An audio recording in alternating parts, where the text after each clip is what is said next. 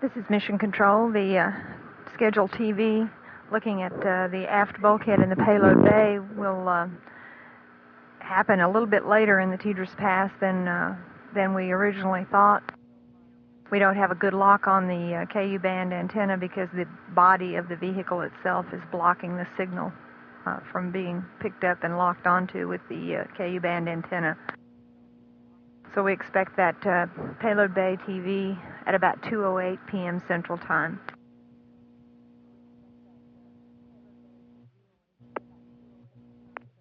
This is Mission Control. Our next expected TV will be about 2:08 p.m. Central Time on the TDRS East satellite when we will have a look at the aft bulkhead wall in the payload bay of Discovery.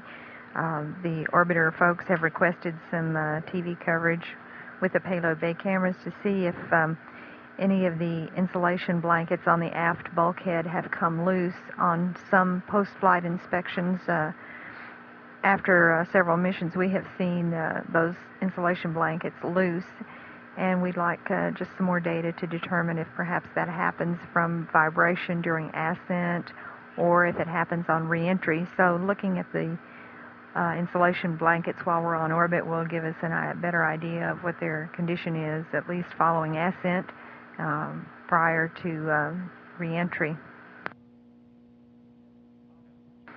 The crew is on the timeline and is working on the Chromex experiment. Was activated a little about 4 hours into day 2 of the mission here. And they are also getting some IMAX views of the Peruvian coast coming up at about mission elapsed time of 1 day and 6 hours, which is about an hour and a half from now.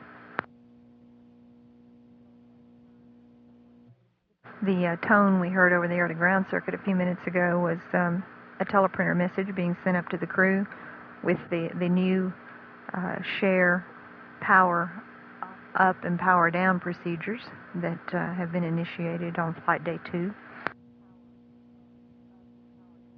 It's very quiet in the flight control room today. There are no major systems problems aboard Discovery. The environmental control systems officer and his backroom folks are taking some further actions to evaluate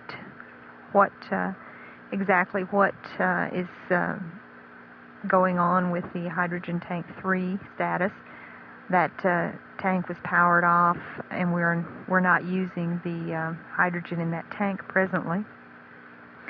But some of the backroom people are analyzing the data that we have gathered thus far and getting their theories in order about exactly what they think is causing the signature that we've observed in mission control of plateaus in the pressure readings in that tank.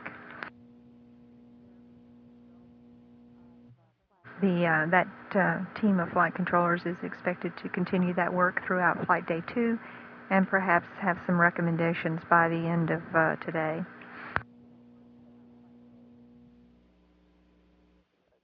And Discovery, Discovery payloads. Go ahead, Jim. Yeah, Mike, this is for the Chromex people, so I'll stand by a second. We'll make sure they're on the horn, because they'll need to be hearing this. Okay, I'll let you know. Okay, Jim, everybody that needs to is listening right now. Okay, we just got done taking out their accelerometer package and putting it on as per the procedure and the timeline. That all went just fine. And, in fact, we had done a status check just prior to that, which was also fine. When we went back after we put the accelerometer on, just looking at it, Bob and I were just looking at the checklist. Says, that's all you have to do for a status check. And lo and behold, the temp warning light had come on in the intervening, 2 minutes, which means there's a problem with temp. We went through and ran the procedure. The Chromex status sends you to, in the systems mail, to under Chromex 1.7 Charlie, which is temp warning indicator lit, which is on page 1-54 of the systems mail. That failure was at 1 day, 4 hours and 45 45 minutes. And we ran that mouth and went block 1, block 2, block 4, and we ran the procedure calls you out in the op checklist, and I'll give you those temps.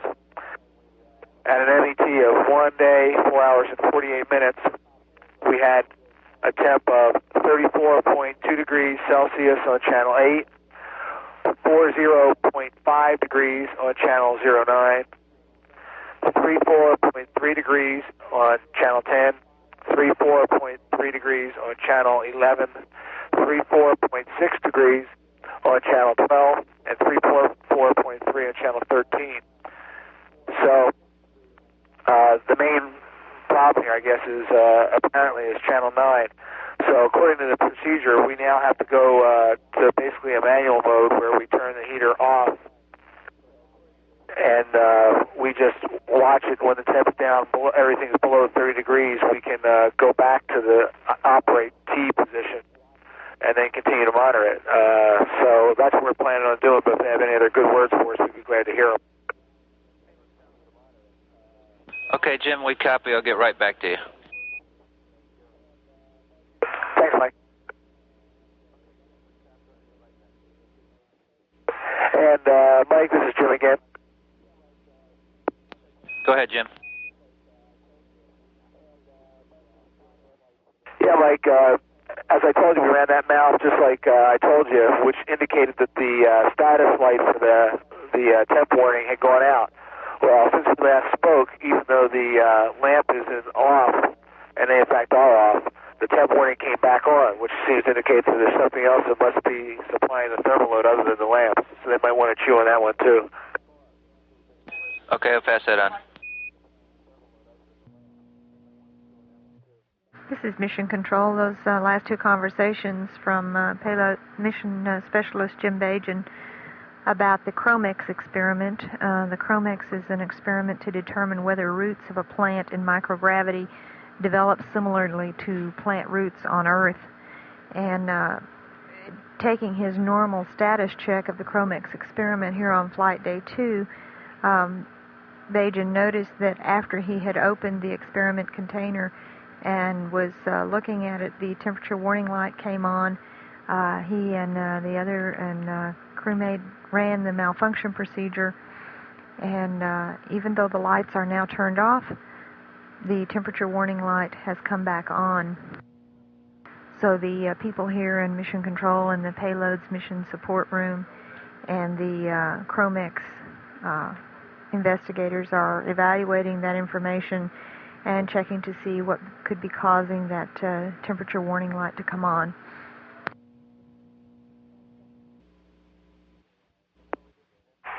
Yes, and Discovery, you call. No, we didn't, Jim, but for Dr. Jim, they're looking into the Chromex problem, and it may be a while. We'd just like to go ahead and continue with that PGU temperature check every hour. Okay, we understand, and I think we're probably getting some interference on UHF from somewhere. Okay, we'll see if we can check on that, and I guess we're coming up to the east satellite here. Be prepared for that TV at that time.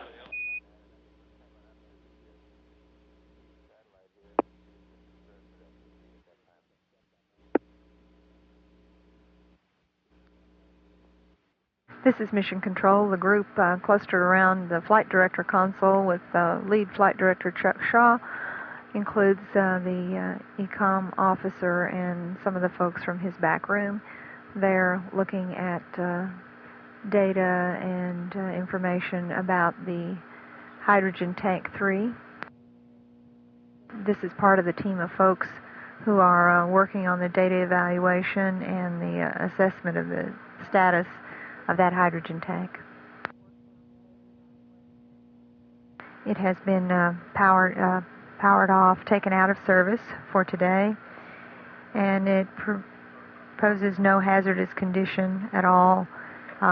This is an exercise to determine what is the most appropriate action to take at this time, and a small number of items aboard Discovery have been powered down just to conserve our fuel cell usage. The hydrogen is chemically combined with oxygen to power our fuel cells that provide electricity for all of the systems aboard Discovery. We still have full and complete use of tanks 1 and 2, and this poses no serious problem at this time. We're expecting TV payload bay views coming up in about 2 minutes here over the Tracking Data Relay Satellite East as Discovery passes over South America. We'll be looking at the aft bulkhead area of the payload bay of Discovery to check the condition of the insulation blankets that face onto the aft bulkhead. In some previous missions at the post-flight examination of the vehicle, some of those blankets in that area have been found to be loose, and this television footage will help determine if that's something that occurs on ascent or perhaps it gets vibrated loose during re-entry. And we're expecting that TV again at about 2:08 Central Time. This is Mission Control.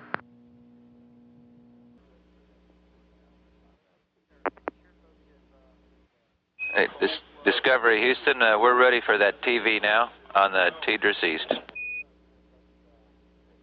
Okay, you want me to set up a downlink for you, or are you going to take control, or how'd you like to do that?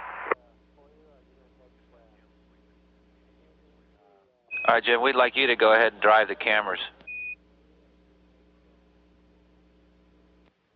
Okay.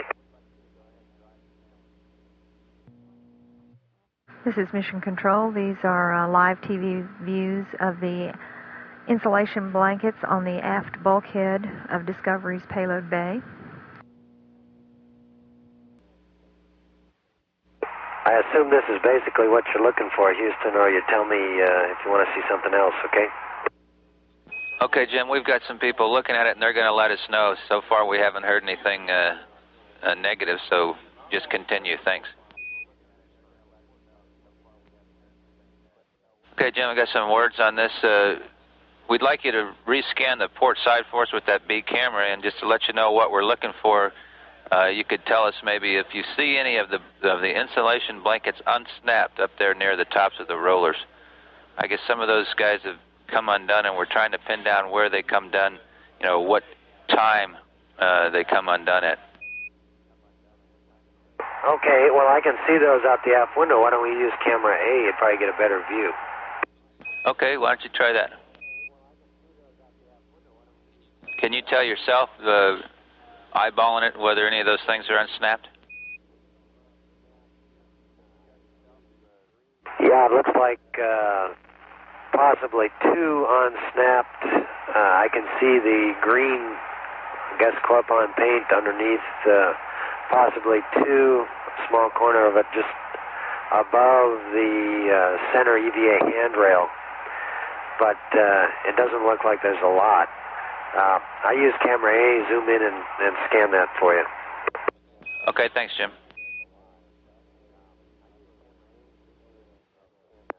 Okay, if you look at that handrail, you can see that dark area in the upper center of the picture, between the two rollers and just above the handrail. That's where it looks like some of the insulation has come undone. Okay, we see that, Jim. Thank you.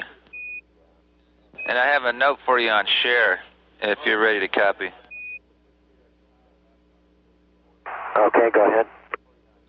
Okay, we'd like you to go ahead with the share power-up on the page 4-3 of the Payload Ops checklist and execute step 1 at this time, and then go back to the original 15 or nominal 15-minute wait, and then complete step 2. Okay, that's in work at this time. And for the folks looking at the insulation, that looks to me to be the only place where the insulation has pulled out. I'll do a complete scan for you if you'd like as soon as I power up share. Okay, that sounds good, Jim. We'd like you to go ahead and do that. Okay, heater 1's on. Time 1 day, 5 hours, 18 minutes, 30 seconds. Roger, we copy. Thank you, Jim. Houston Discovery, as you can see, the sun angle's kind of getting to me with regard to looking at the aft bulkhead. Essentially, the part over that center handrail is the only part I see that's come undone a little bit. Okay, we copy. And I think that's it. Why don't you give me one more second to see if they're happy with that, and I'll get back to you. Okay. And Jim, while I'm waiting on that, let me give you another word on the share. After step 2, we want you to go ahead and wait that 15 minutes, and then we'd like to stop until we pick you back up again on the East Tidris. On the West Tidris. Okay, I understand at the completion of step 2, hold until we're back under Tidris before going on to step 3. That's right, you got it. Thank you. And Jim, we're also through with the TV for right now, and we appreciate it. Thanks. Okay.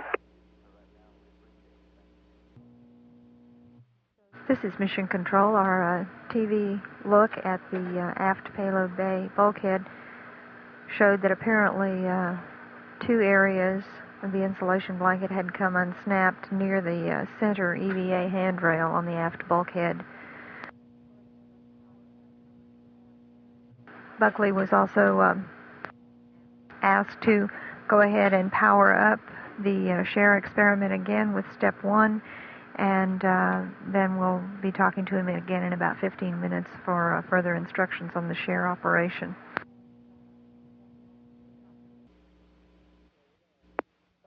Houston Discovery. Go ahead, Discovery.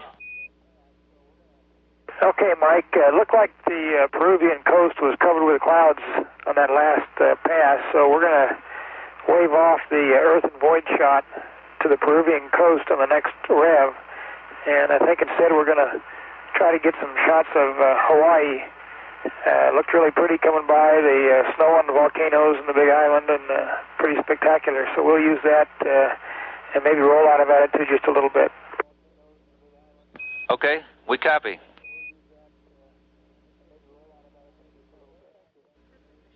And Mike, there's no problem with that tweak at all. Okay, thank you. This is Mission Control. Mike Coates' comments were about our Earth observations opportunity scheduled for about 6:42 mission elapsed time today. And that was to take some photography of flooding near Lima, Peru, caused by recent heavy rains. Coates reported that the Peruvian coast looked fairly clouded over, and the photography probably would not be very good, so they will substitute on the next orbit, orbit 21, photo Earth observation shot of volcano there at Hawaii. This is Mission Control. Discovery Houston for Colonel Jim. Go ahead. Roger, the share is heating up faster than they anticipated. We'd like to discontinue step 2 until further notice. And it looks like the last 5 minutes of this pass is probably going to have Radicom because we'll be off the tail again. Okay, so understand we'll hold with heater 1 only on and not proceed to step 2. That's correct. This is Mission Control. Buckley was asked to stay with heater 1 only on the share experiment because it was heating up faster than the experimenters had anticipated. We have about 11 minutes of calm left on this Tidris Pass, and we're expecting that to be pretty intermittent calm with the crew because we're using the tail antenna on Discovery, and that does not stay locked on with the satellite as well as the other antennas.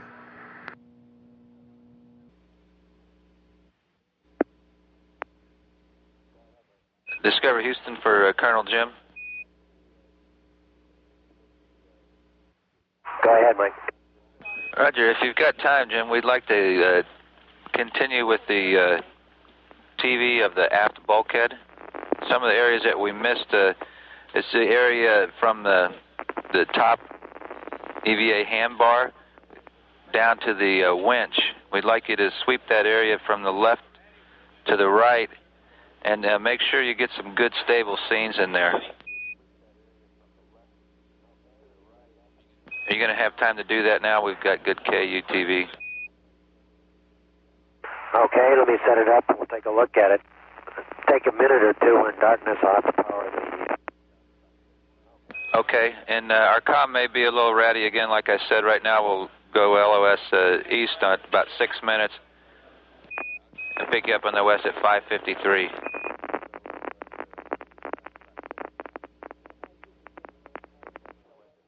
Okay. Mike, this is Jim with another comment about Chromex. Okay, go ahead, Jim.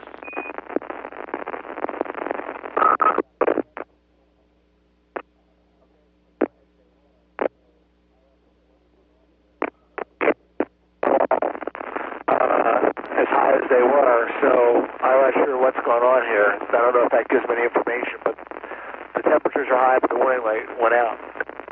Hey, Jim, the comm is really ratty. You're extremely broken and weak. We're going to have to wait till we get to the West Teeders.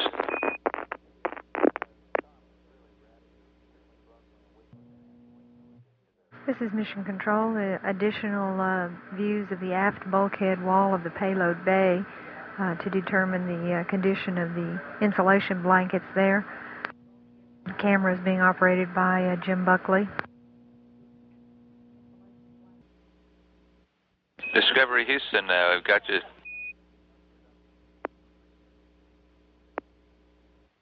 Houston Discovery, go ahead. All right, I got some notes for Dr. Jim. Go ahead, Mike. Okay, Jim, we didn't copy what you were saying earlier, but there's 3 things we'd like you to check. I'd like to make sure the MGAMS is not covering the vents, and also if you could check to make sure there are no heat sources near the vents, such as a lamp or a Spock or something like that. And you can also confirm that there's airflow from the exhaust on the right-hand side. Okay, Mike, the breakdown is as follows. The MGAMS is not blocking any of the vents. That occurred to me too, but it's not. There is airflow from the exhaust on the right side. However, now that I've been down here watching it for the last 10 minutes, just listening to it and watching it, the fan cycles.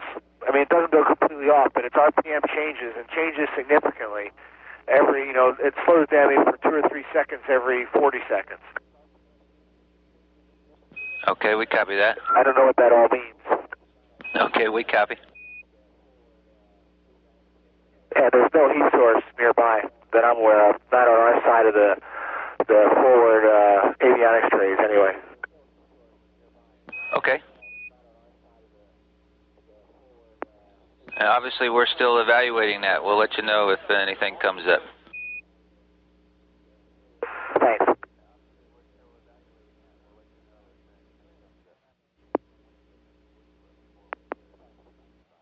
And Discovery for Colonel Jim, go ahead and pan up near the winch. I think where you were before was a nice spot.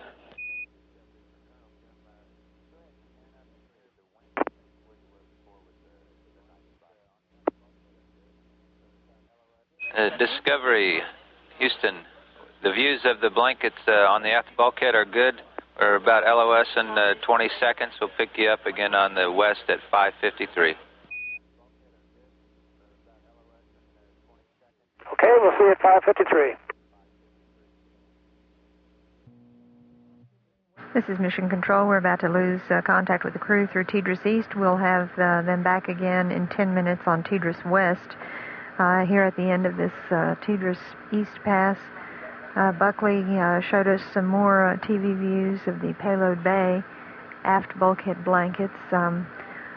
Engineers from the Orbiter Projects Office requested this TV to check the status of these blankets on some previous missions.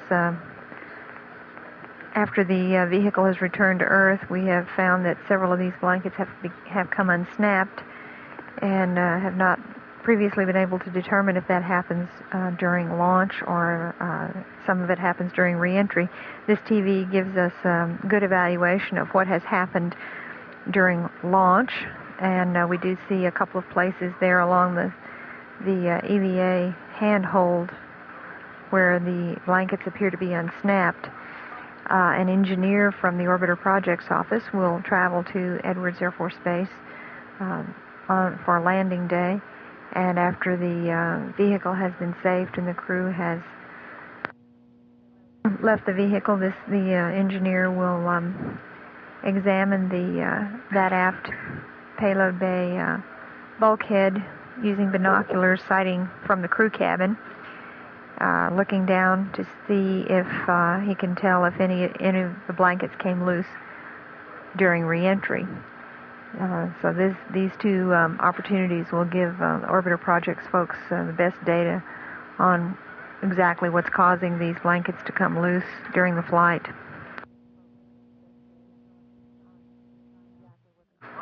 We'll be contacting the crew again on Tidris West at mission elapsed time 1 day, 5 hours and 53 minutes, about 8 minutes from now. This is Mission Control.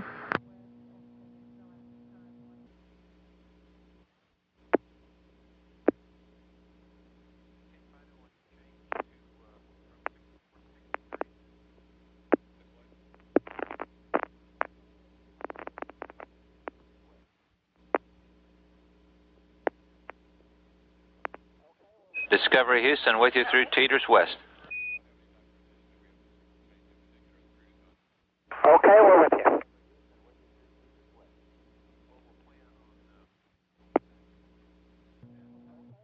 This is Mission Control. We are expecting that we may possibly have some TV over the Hawaii ground station Earth views of Hawaii. That would occur at 3:15 p.m. However, it's not yet cast in concrete that we'll be able to get this TV, but we're going to try to take advantage of the opportunity, and if it presents itself, then we will have TV about 3:15 Central Time. This is Mission Control. Houston, Discovery. Go ahead, Jim. Okay, we've left camera A looking at the aft bulkhead. Are you ready to take a look at that TV anymore, or are you satisfied with what you're seeing out there? Okay, Jim, I think we're satisfied with what we've got. We appreciate your work. Okay, we've got a VTR queued up of Bob and Dr. Jim doing Chromax. If you'd like to look at that, we can send it down to you if you're configured. Okay, we'll let you know when we're configured, and when you do your IMAX of Hawaii, we'd like camera shots of that too if we can get it. Okay, we can do that. We'll take probably a camera and set it up to look down the same axes as our IMAX camera. Okay, great. And can you confirm that you're going to do that this rev? Make that D camera. A is black and white, D's color.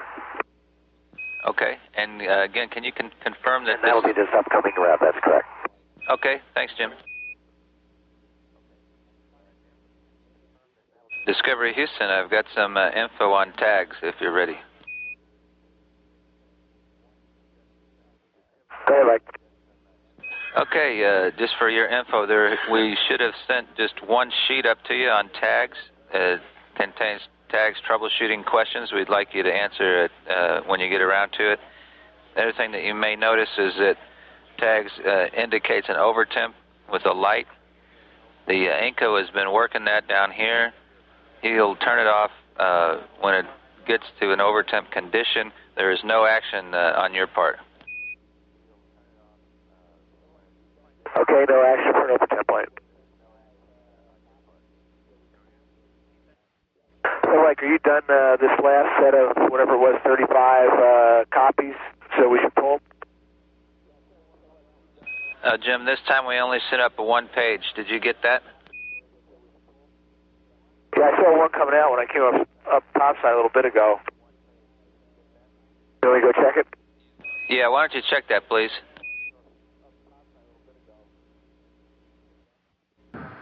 This is Mission Control. Payloads officer reports that the Chromex experimenters have come up with 2 recommendations for in-flight maintenance for the Chromex overheat condition that has been going on most of Flight Day 2. And the mechanical systems officer's back room in-flight maintenance people are looking at those recommendations, evaluating them, and if it looks like they will work out. Okay, Mike, we got that message you sent along with the 3 blank images, I guess, on your startup. I understand the instructions about you send 30 images and then they give you a go-ahead for 5, and then another 30, and then another 50. To answer your questions in order, the first one will have to wait until you do what you're going to do. But as to their questions about is the paper blocking the exit and all that, I can't say retrospectively what the case was. However, there were some that were curled up near the beginning of that last set that were doubled over, and then at the end there was whatever it was, 5 or so. They're all curled, nestled inside each other, one identically curled like the other. So it looked like one curled and the rest just followed suit, like it shot in the. If you can imagine one that was bent, folded back on itself in half, the next one started to roll in and just nestled itself right into it. Okay, we copy that. As far as brown emulsion goes, there's a hint, and I mean a hint, I don't know how heavy you want it to be, on the corner of several of the pages that, I mean, it's just a trace of little brown coloring, and that's it. I don't know if that's significant to you guys. Okay, we copy that. And Jim, as soon as the tags cools down again, we're going to be sending those 30 pages to you. And I've got a couple of pre-sleep notes for you. Okay. Okay, first one's on your cryo config for sleep, plus some power down note. On R1, need O2 tank 3 heaters A and B, 2 to auto. O2 tank 1 heaters A and B, 2 of them to off. Manifold valve tank 2, that's on the O2 side, to close. There'll be no change in the H2 configuration. Flight rule 9-166 Charlie will be waived again due to the unexplained H2 pressure signature anomaly. And also a note for the power down is use minimum lights. Check the galley fan off for sleep, and any other minor power down will be appreciated. Okay, let me give you a quick read back. On R1, you want the O2 3 heaters A and B, both the auto O2 tank 1 heaters A and B off. O2 manifold valve tank 2 closed. The words about the flight rule, minimize lighting, and we should turn the galley fan off when it's not, when we go to sleep. Okay, that's a good copy. And I got another note for your pre-sleep supply water dump. Oh. Okay, I want you to dump all of tank B, dump tank A to 80%, and the tank A FDA low limit is already set to 80% to sound at the end of the dump. Dump duration about 50 minutes, 50 minutes. Okay, dump all tank B, dump tank A down to 80%. The FDA is already set to remind you at that point. It should take 50 minutes altogether. Okay, good copy. That's it. Thanks. Thanks, Mike. This is Mission Control. We're expecting Earth views over the Hawaii ground station coming up in just the next few moments. Flight control team has begun to give the crew some of their final end of the workday tag-up items, switch configurations, and so on for pre-sleep. Discovery Houston, I have a DPS pre-sleep note. Roger, go ahead with your note. Okay, prior to your SM checkpoint, I want you to power on MMU-2 and then verify that MMU-2 is ready on Spec 1 before initiating the checkpoint. And then after the checkpoint's complete, you can go ahead and power off MMU-2. Okay, we have that. And we're ready with camera D. Okay, it's all set up. It's yours if you want it. Or we can downlink it to you, your choice. Okay, we'd rather that you took control of it and pointed in the same direction as IMAX. We've already done that. Okay, thanks, Jim. This is Mission Control. These are live Earth views of the Hawaiian island chain from the payload bay of Discovery.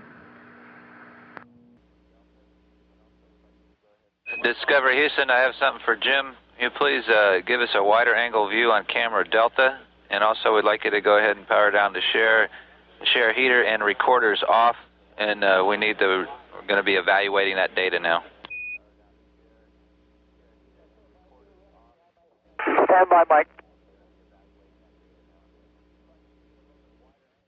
Okay, Mike, we're running the IMAX camera. Can you repeat all the last, please? Okay, we'd just like you to get a little bit wider angle view on camera D if possible, and also we can take the share heaters and recorders to off. We need to evaluate the share data. Thanks, Mike. That's a spectacular okay, view. We got D open as wide as it'll go, and Jim will take the share heaters and recorders off now. Okay, great. Yeah, it's a nice, spectacular view. Thank you. Houston, Discovery. Go ahead, Jim. Yeah, I went over and took heater 1 to off, also the recorder, and noticed that while the switch for heater 1 was on, the talkback was barber pole. Okay, yeah, we knew that. The auto cycle shut that off. I suspected that, okay.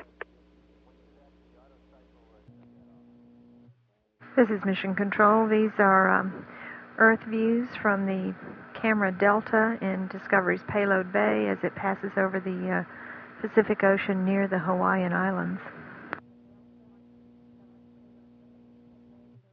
This is Mission Control. The recent conversation there with the flight crew, Jim Buckley, had noted when he went to turn off the share heaters and recorder that the heater switch was already in the barber pole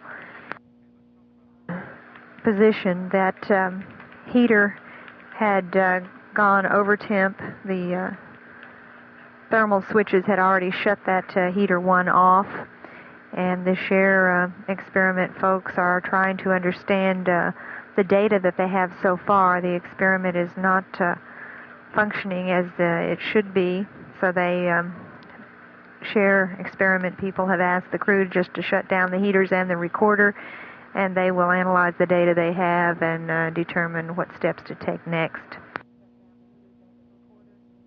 The Chromex experiment had an overheat condition also, and those folks are reviewing a couple of IFM or in-flight maintenance procedures to be put in place if it looks like they'll work.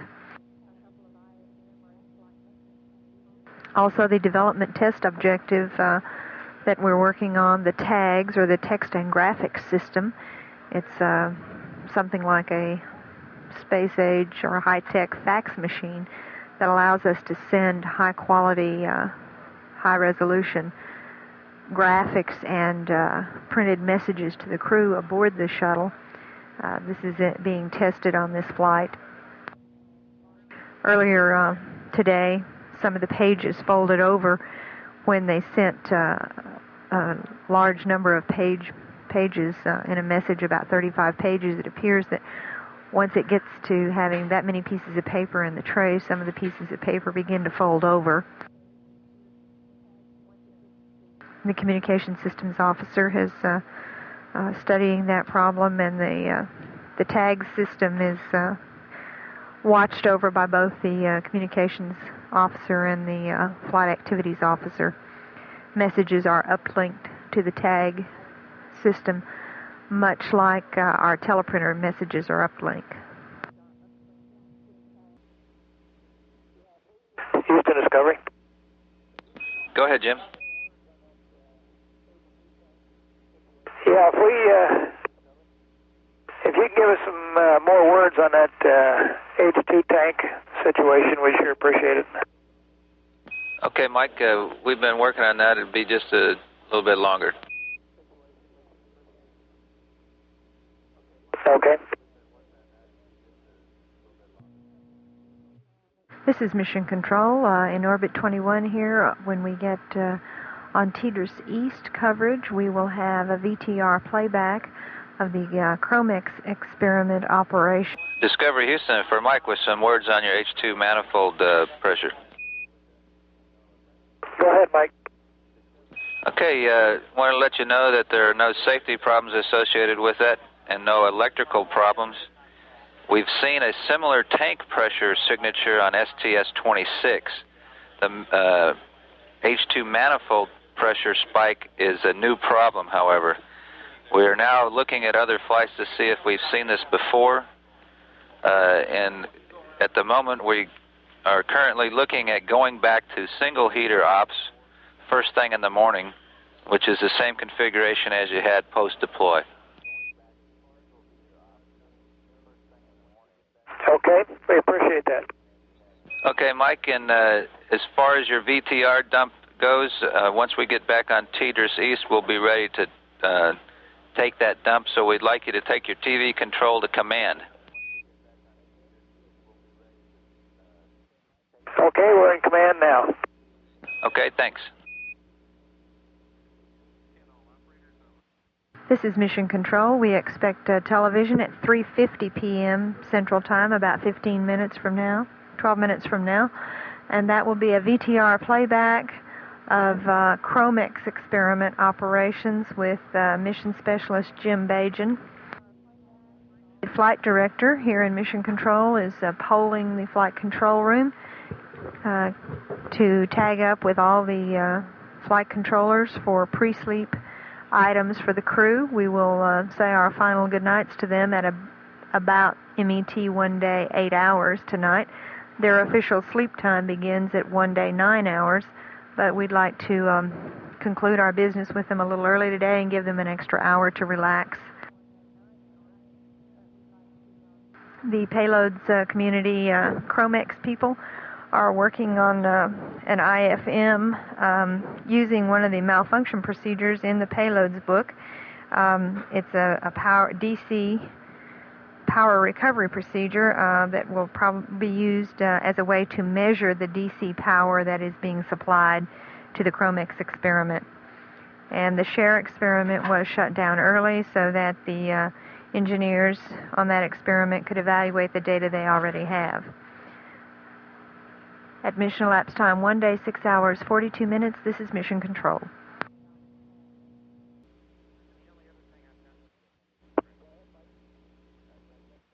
Discovery Houston. Go ahead, Mike. Roger, I've got some pre-sleep notes for you. We're about 2 minutes to hand over, and I'll pick you up on this side if we miss out on some of them. First off, if you're ready. Go ahead. Okay, I'd like you to inhibit the FDA on DCOM 2. We're going to need the IMAX film status. And just a reminder to start the H2O dump by 7 hours. Also, we'd like you to perform an IFM in the payload systems book on page 2-13, DC power recovery for mid-deck experiment. This will measure the voltage level at the utility cable connector interface to the experiment. We believe that some of the heating problems may be caused by low voltage. The other thing I have is we'd like to get a status on the PGSC. Specifically, was the DTO accomplished, and were there any obvious problems?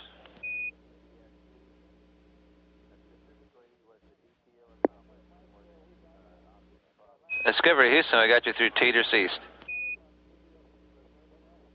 Okay, Mike, we've got you. And the last thing you said was requesting a status on PGSC. Was there anything else? I've got one more question for you. We'd like to send up those 30 pages of tags, but that's going to happen during your pre-sleep time if we do that. We're wondering if it's quite enough to go ahead and do that. Yeah, you can go ahead and send those up. One question for you. We're going to wait on the water dump until after the IMU align, which means we couldn't start the water dump by 7, but we'll get it done in a pre-sleep. Okay. Yeah, Mike, this is Jim. Just giving you a quick status on the PGSC. We started it up at MET of 21 hours. We did the temp check when they called for it at 6 hours. And none of there's these pressure-sensitive tape telltales for peak temperature reached, and none of them even gotten on scale yet. So every one of their locations is below, I say below 100 degrees Fahrenheit. I mean, they're fairly palpably warm to the touch. Other than that, we have not done any other evaluations, such as disc load up procedures or the trackball or mouse procedures. We'll do those tomorrow. Can you copy that, Mike?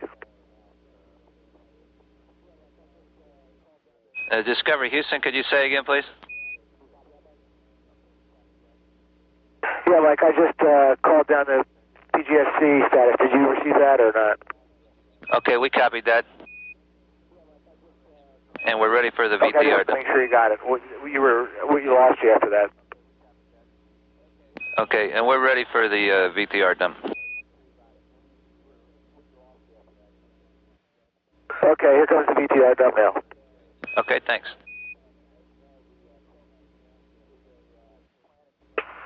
This is showing going through our paces with the Chromex experiment. As you know, the Chromex is a plant experiment which is investigating the generation of root tips in a low-gravity environment to see if they can not only survive but thrive in that type of environment. Right here we were just checking on the temperatures and such, which have just recently been causing us the concern. That's done on a routine basis, and this is when we're doing our routine check. After this, we went on to the MGAS, which is another procedure, which you'll see here in a second, and I'll let Bob Springer comment on that. The second part of this experiment, and something that we've not really looked at too closely before, in particular with Chromex, we talk an awful lot about doing this type of research in microgravity, and yet we don't have a real good idea of exactly what that microgravity environment is or how it affects the plant growth. So the experimenters in this case have their own little mini accelerometers that we strap on to the Chromex experiment, and over the period of the flight we'll measure the microgravity environment.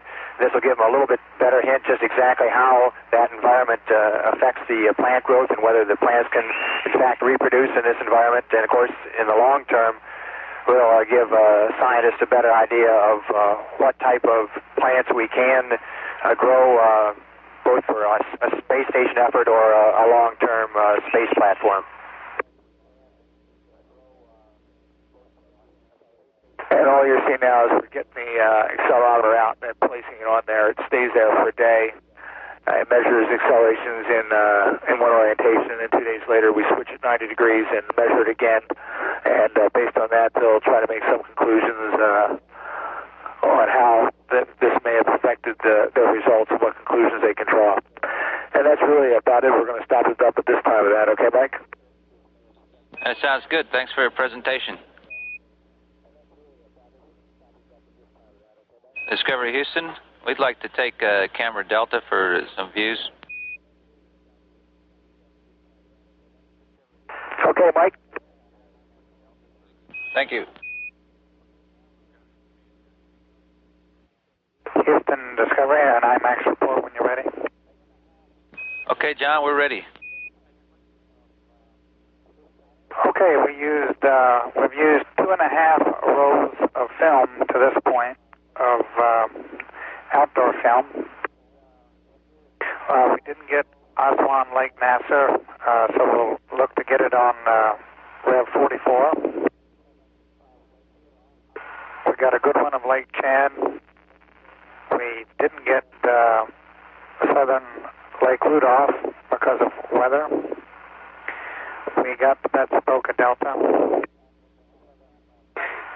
It was too cloudy for the Zaire Basin fires.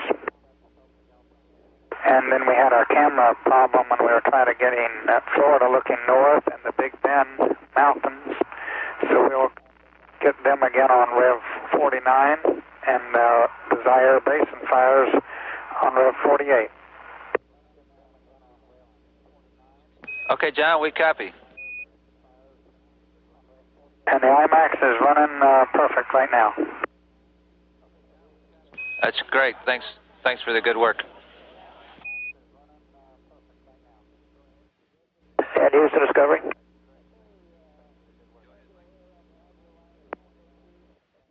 Go ahead. Okay, angular error on the IMU line is .02 again, and if you go for the line, I'll put it in work. All right, Mike Beard, go for that. Okay, I assume you have the torquing angles down there. That's affirmative.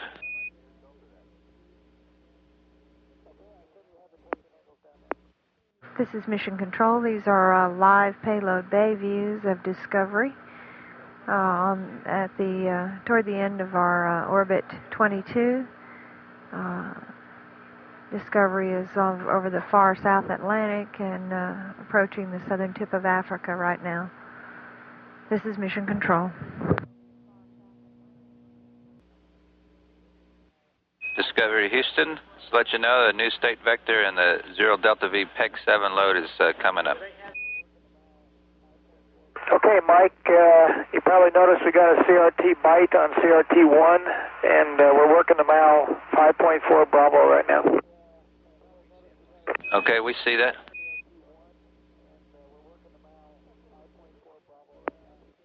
And Houston Discovery. Go ahead. Okay, for DPS on CRT1, now 5.4 Bravo, I worked blocks 1, 4, 12. The first time through, I had the byte words indicated in block 12, so I went down to block 15 and 18. When I do an item A execute, the byte words revert to 8202, 8100, and 2000. So I go back to block 13, and I try block 14. And when I go from block 14 to 15 to 18, the item A causes it to go, or item E, echo, causes it to go back to the 8202, 8100, and 2000. Roger, we I've got a copy. pull fail on the CRT1 right now. Roger, we copy.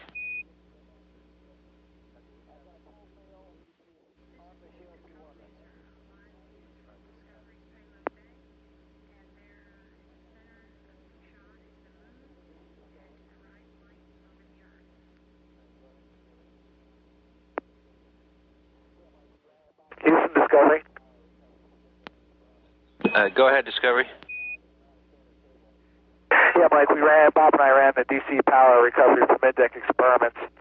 Since the cable we have is not a standard cable, we had to dope out which lead was which, to the J, K, and L, like in a standard 28-volt DC utility power cable. We figured that out by checking continuity from the known end, and then we checked across the positive and negative 28-volt, the supply and return, and we measure 30.8 volts coming from the orbiter to the plug on the face of the PGU.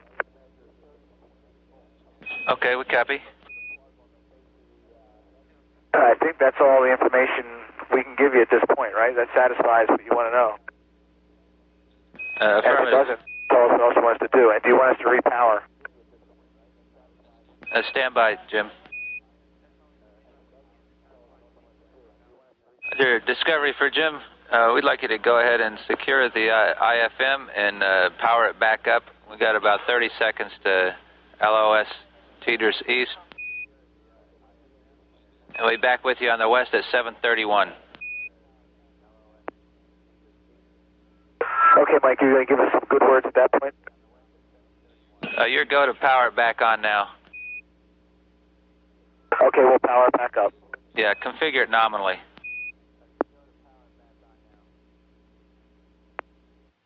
This is Mission Control. We've lost voice contact with the crew through the Teeters East.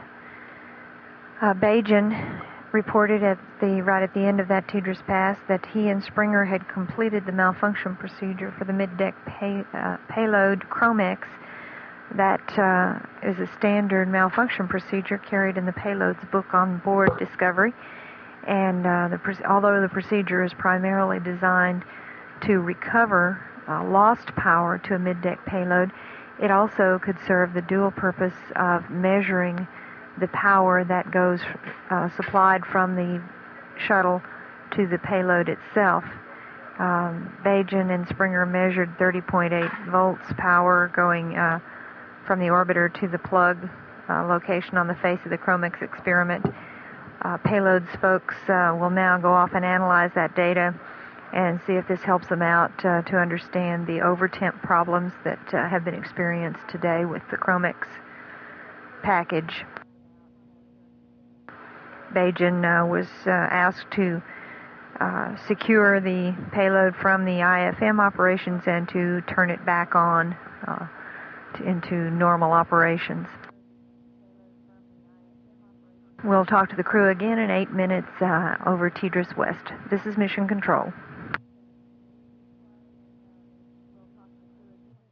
This is Mission Control. There will be a VTR playback, a TV replay of the TV from Orbit 21.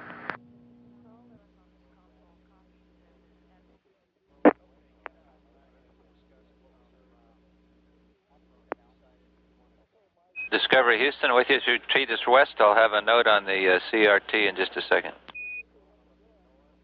Okay, Mike, we recovered the CRT. What I did was run through the procedure once again from scratch, and this time when I got down to the item A and the item Echo and block 18, the item Echo took this time instead of giving me the strange OTP words. So we continued on with block 21 and 24, and we've got CRT1 back right now, so it looks like it was a transient bite. Okay, we copy, Mike. I don't know why the item Echo the first time gave me the strange words, but the second time through it worked okay. And could you read us up that cryo config one more time, Mike? Okay, stand by.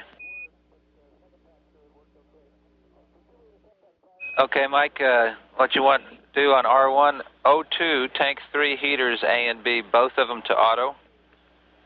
O2, tank 1 heaters A and B, both to off. And then the O2 manifold valve tank 2 to close. Okay, we got all that now, thank you. And did you need the note at the bottom about the power down stuff?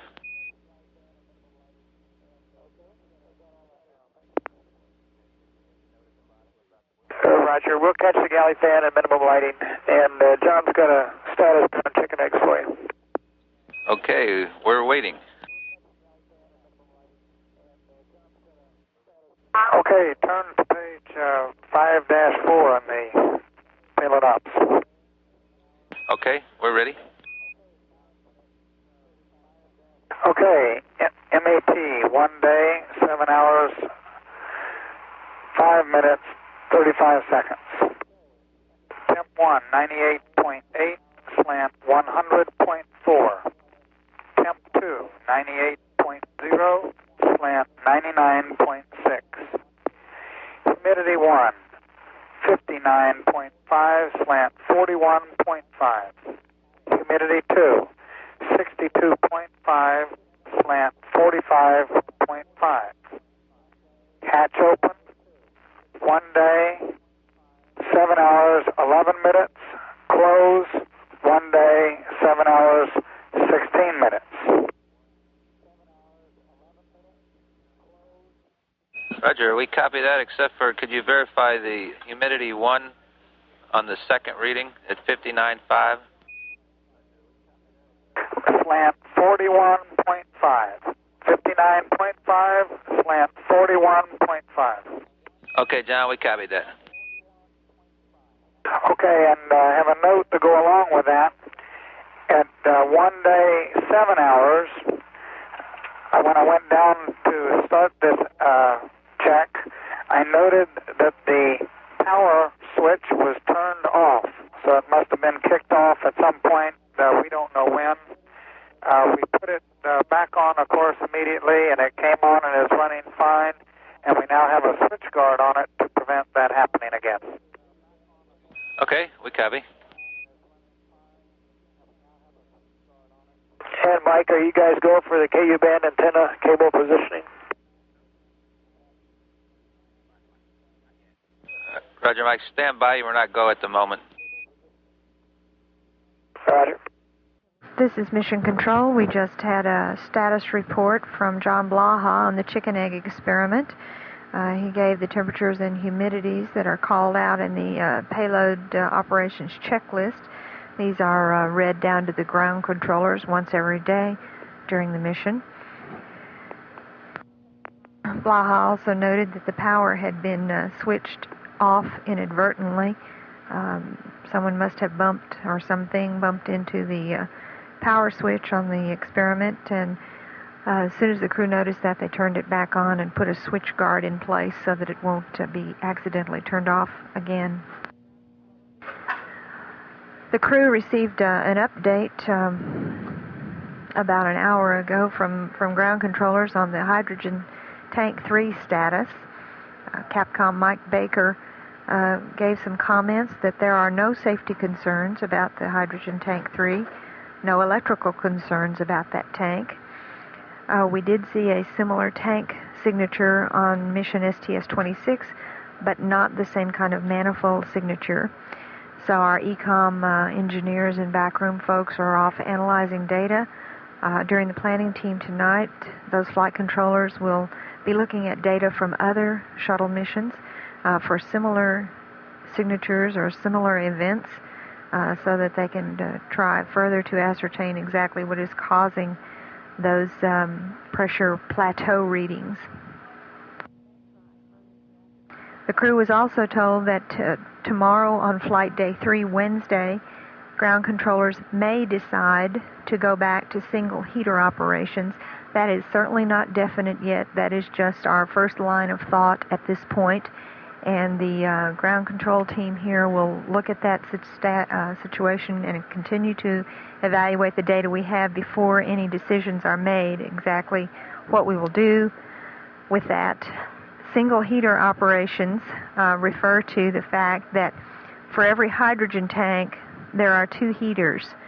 Each heater has 2 elements. So you can operate on auto A heater.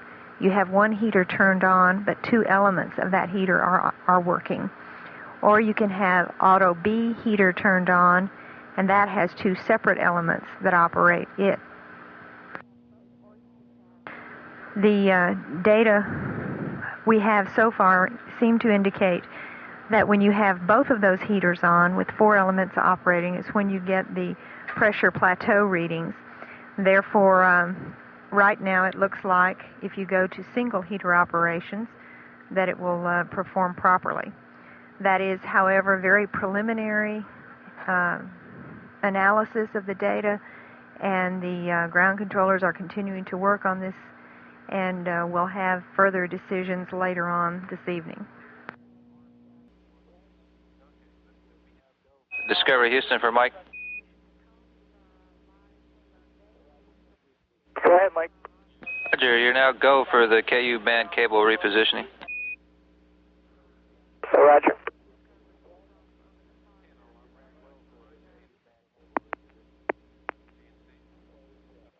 And Houston, this is Discovery. Go ahead, Discovery.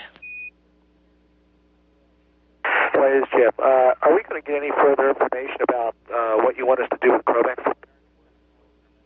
Yeah, Jim, if you're ready, I can tell you right now the word we've got is that the fan was supposed to work the way you described it because it's controlling to a temperature. And we'd also like you to go ahead and read us down the latest temps that you'd observed on each channel and then place the lamp operate mode switch to off. Okay, well, it's still in off right now. Say again? Well, we just reconnected it to power, but nobody said to turn it on. But I'll go down. Let me go down to the mid deck and read you those values. Stand by. Okay, great.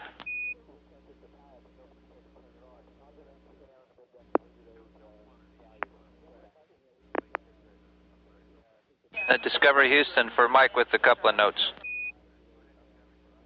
Go ahead, Mike. Okay, just for your information, we're going to send up a gyro BIOS uplink for IMUs 1 and 3, and the TRAG message is being teleprinted up to you. And also have a question again. I found out that tags was okay pre-sleep. I was wondering if it's going to be okay post-sleep. We got 9 pages up to you. We need to send 21 more. Yeah, that should be okay, Mike. Okay, and just to make sure that's clear, that's in the sleep period. Yeah, why don't we give it a try, and if it becomes a problem, we'll let you know. Okay, thanks, Mike. This is Mission Control. Flight controllers are putting together their last-minute pre-sleep calls up to the crew for switch configurations and end-of-the-workday tag-up items. Although the crew's sleep time officially begins at mission lapse time of 1 day 9 hours, we intend to sign off with them at 1 day 8 hours, give them an hour extra to relax and have some peace and quiet at the end of a busy work day. The crew had a much longer work day yesterday on flight day 1, and we also tried to turn them loose a little bit early that day. Okay, Mike, you ready for that Chromex data? Okay, ready to copy, Jim. Plane is 40.5 degrees. Channel 10 is 34.1 degrees. Channel 11 is 34.1 degrees. Channel 12 is 34.2, and 13 is 34.3. And those were all done at the reading just a little bit ago at 1 day, 7 hours, and 54 minutes. Okay, Roger, we copy that. Thank you. Now, Mike, would you confirm you want me to now go back in the lamp operate mode to the T position, tango position? Jim, we want you in the off position.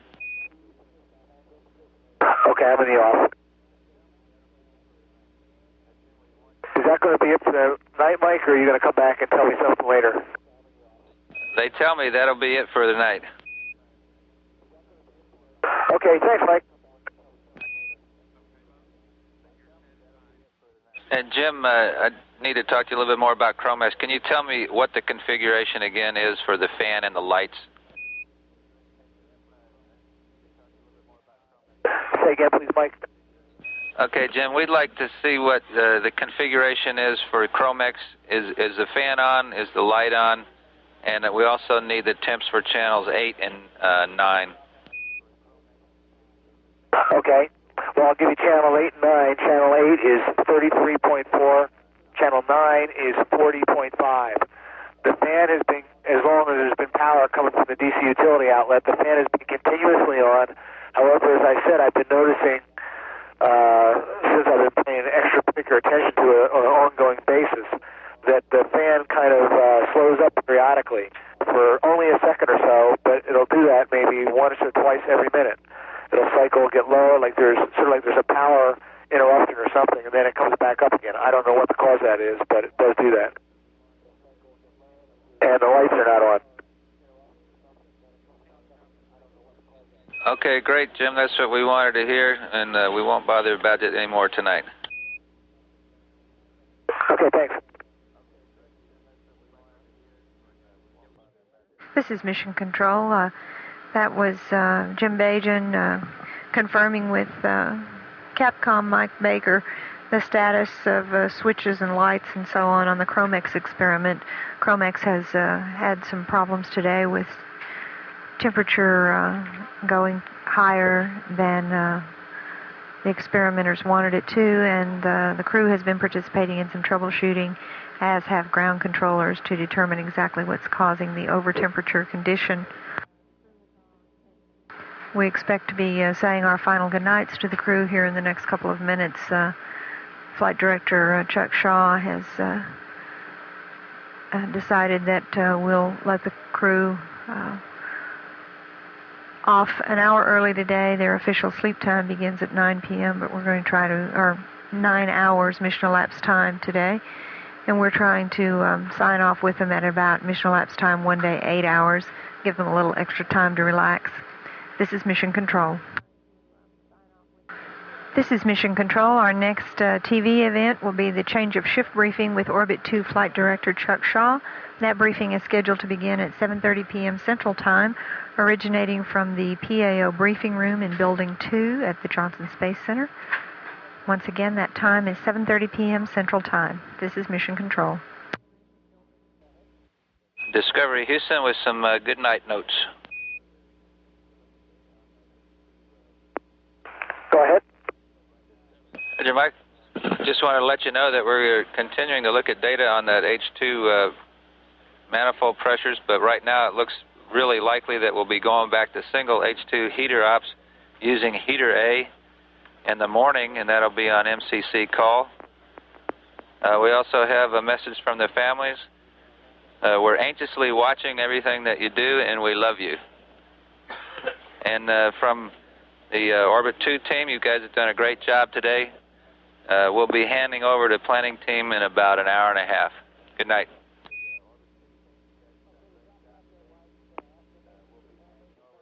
Houston Discovery. Go ahead.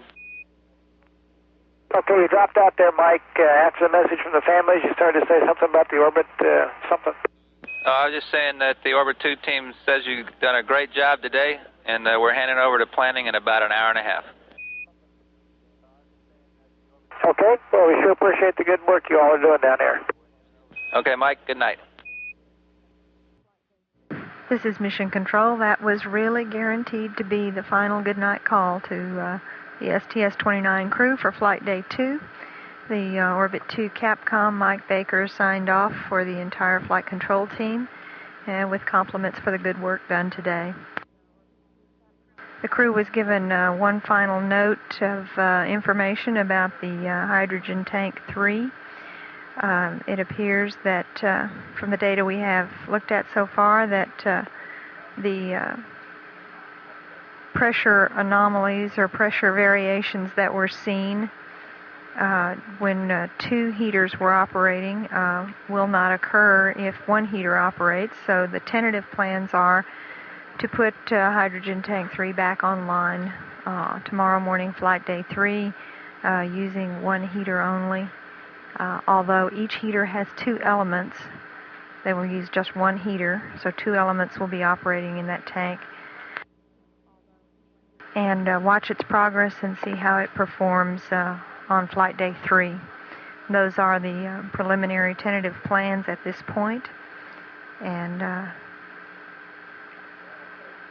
ground controllers will continue to analyze data from previous shuttle missions and to look at the data we have so far from this mission to further pinpoint the cause of that problem. The crew gave us, prior to this last final call, gave us status on the chicken egg experiment and the Chromex experiment, and had worked some troubleshooting during the day on Chromex. There's been an over temperature condition noticed earlier in the flight day, and an in-flight maintenance procedure was worked to measure the voltage going into the experiment.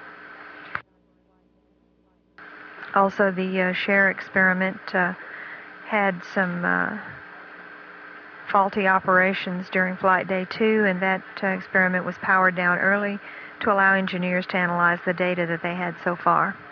At mission elapsed time 1 day, 8 hours and 26 minutes, this is Mission Control.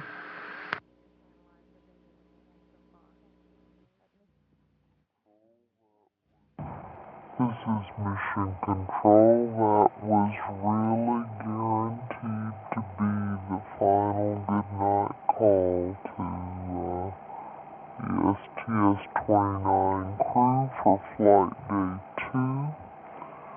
The Orbit 2 Capcom Mike Baker signed off for the entire flight control team, with compliments for the good work done today.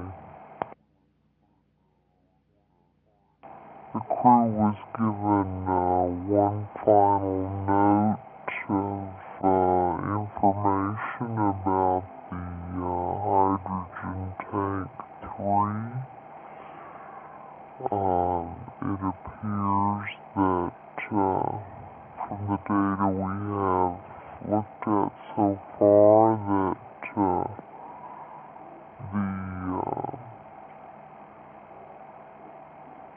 pressure anomalies or pressure variations that were seen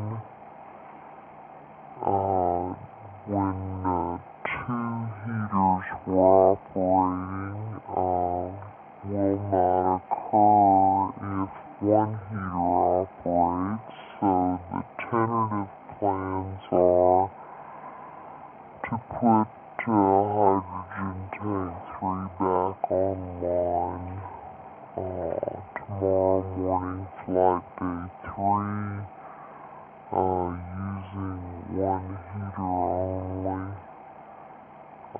Although each heater has 2 elements, they will use just 1 heater, so 2 elements will be operating in that tank.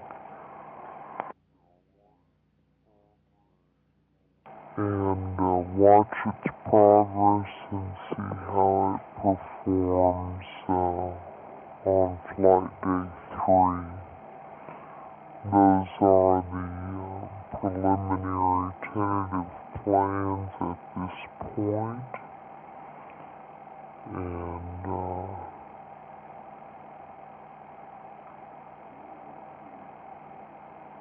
ground controllers will continue to analyze data from previous shuttle missions and to look at the data we have so far from this mission to further pinpoint the cause of that problem.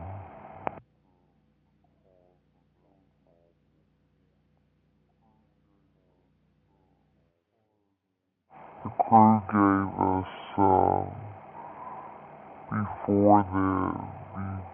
prior to this last final call, gave us status on the chicken egg experiment and the Chromex experiment, and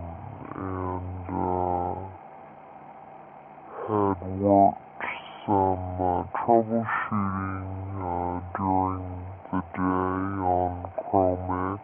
There's been an over-temperature condition noticed earlier in the flight day, and an in-flight maintenance procedure was worked to measure the voltage going into the experiment.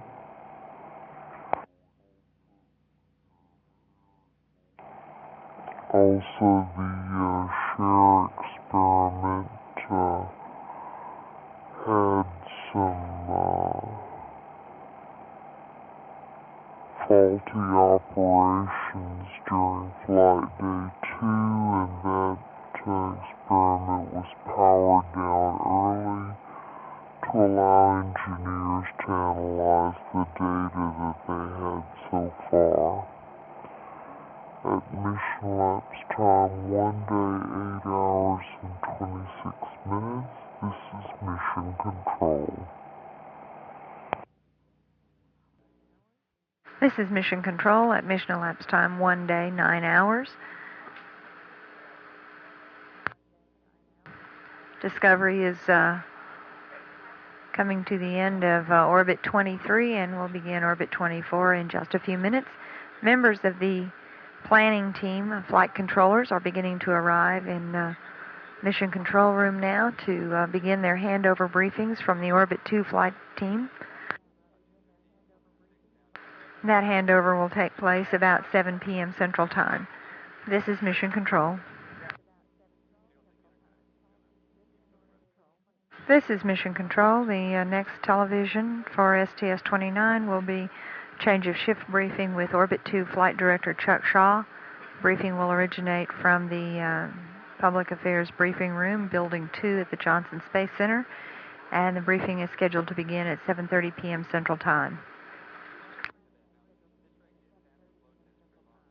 And repeating the time of that briefing, it's at 7:30 p.m. Central Time for the Orbit 2 Flight Director Chuck Shaw. This is Mission Control. This is Mission Control Houston. Our next television event on NASA Select will be a change of shift briefing by outgoing Orbit 2 Flight Director Chuck Shaw. The briefing is scheduled to begin at 7:30 p.m. Central Standard Time in Building 2 Briefing Room at the Johnson Space Center. Again, our next television event on NASA Select Television will be a change of shift briefing given by outgoing Orbit 2 Flight Director Chuck Shaw. That briefing is scheduled to begin at 7:30 p.m. Central Standard Time here at the Johnson Space Center in our Building 2 Briefing Room. Shortly after the change of shift briefing, there will be a replay of the day's television highlights, including scenes from Discovery on orbit. Current start time for that replay of the day's television events is 8:15 p.m. Central Standard Time. This is Mission Control. This is Mission Control. Our next television event on NASA Select Television begins in 5 minutes. It will be a change of shift briefing given by off-going Orbit 2 Flight Director Chuck Shaw. Again, start time for the shift briefing is 7:30 p.m. Central Standard Time in Building 2 Briefing Room here at the Johnson Space Center. This is Mission Control Houston. That change of shift briefing, which was scheduled to have begun at 7:30, is now on track for 5 minutes later as Flight Director Chuck Shaw gathers some last-minute details in the flight control room here before coming over to give his briefing. So in the interest of a more thorough and accurate briefing, we will be beginning just a couple of minutes late. This is Mission Control. Off-going Orbit 2 Flight Director Chuck Shaw has left the control center and is on his way to our Building 2 briefing room. In the interest of a more thorough and accurate shift briefing, Flight Director Shaw spent some time here in the control center gathering some last-minute details, and we expect to get the shift briefing underway shortly. This is Mission Control Houston. At mission elapsed time 1 day, 11 hours and 28 minutes. The previously scheduled replay of the day's television highlights will be delayed for a short time as flight controllers plan to bring down from the orbiter as the crew sleeps some unscheduled television looking at Earth observations targets of opportunities over the African continent.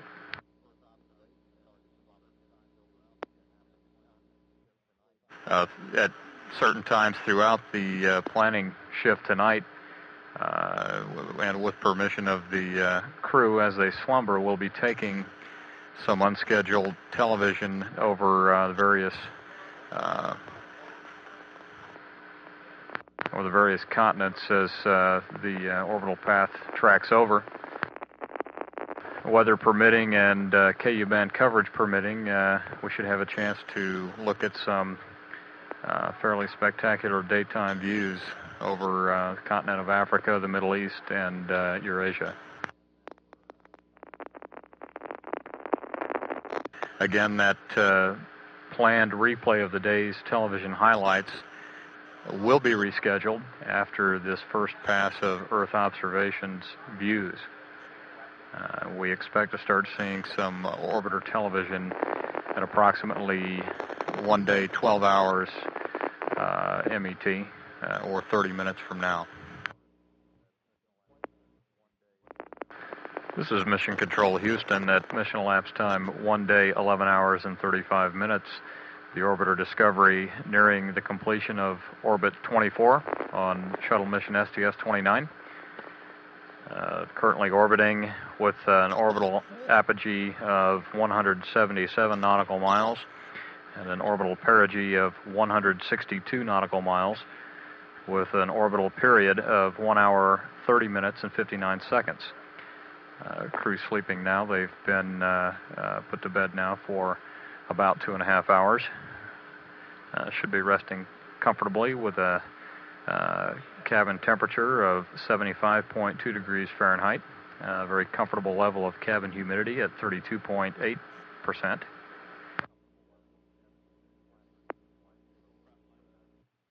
The planning team flight controllers working in a number of areas tonight, planning options for bringing some secondaries back online, which were hampered today by some anomalies.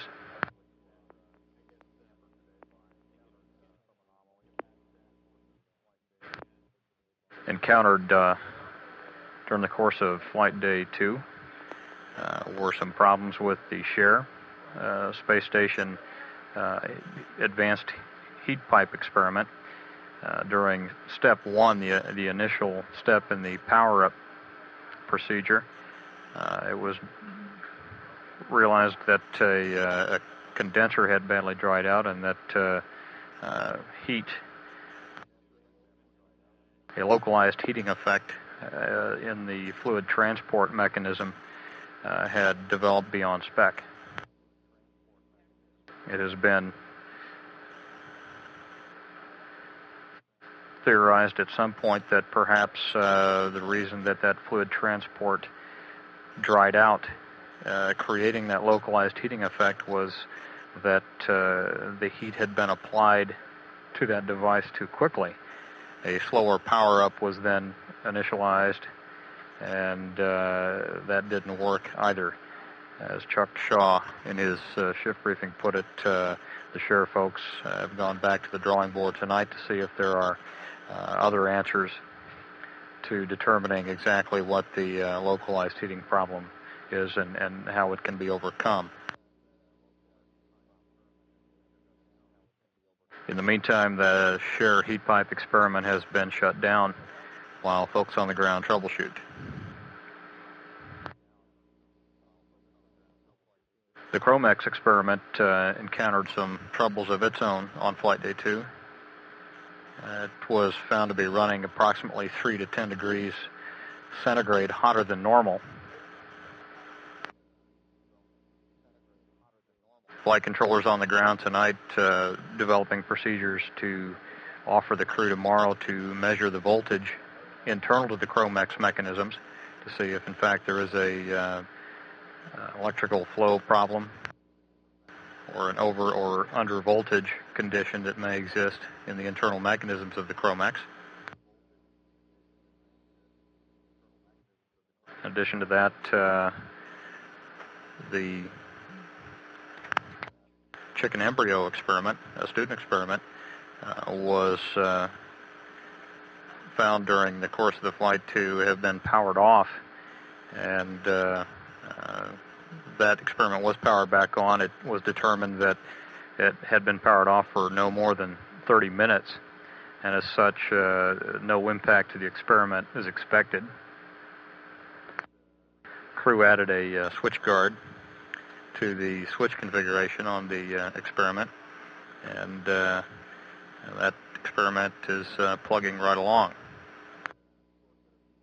There was a short bit of concern with the IMAX camera today when suddenly the frame rate dropped significantly. The camera was opened, used film was removed, the frame counters were reset, and it appears to be operating normally now. IMAX looking at a very busy day on flight day 3. Also on flight day 2, flight controllers asked the crew to initiate at least a partial priority Group B power down. That procedure calls for powering down non-essential systems on the orbiter in order to help protect consumables margins. That power down was asked for in support of a situation which developed with the cryogenic set number 3 helium tank. Pressure indications inside that tank and in the connecting manifold showed at one point on flight day 1 to be higher than expected. That tank was then shut down. Discovery's been operating without any impact on the 2 remaining cryogenic hydrogen tanks feeding the 3 fuel cells on the vehicle. Since then, considerable evaluation by controllers on the ground has been underway to try and determine what may have caused the sudden spikes in both the manifold and the cryogenic hydrogen tank. Controllers feel like there's a very good possibility that the sudden spike was a result of the intense heating of the cryogenic elements in the cryogenic hydrogen tank using both A and B side heaters, and that perhaps a small mass of cryogenics passed into the manifold before being gasified, and once inside the manifold, gasified and expanded, causing the sudden spike in pressure in the manifold. Game plan at this point is to turn on set 3 cryo tank with only 1 heater tomorrow and watch the pressure signatures. If they are as expected, then we'll continue to run with that tank on, expecting those spikes to gradually lessen as the cryogenic fluid depletes. Should that prove successful, we'll turn off heater A and turn on heater B and run it alone to verify that heater B is in fact healthy. Once that cryo set number 3 is brought online, the partial power down, which was implemented on flight day 2, will be eliminated, and those systems in the power down Group B, which were turned off, will be brought back online.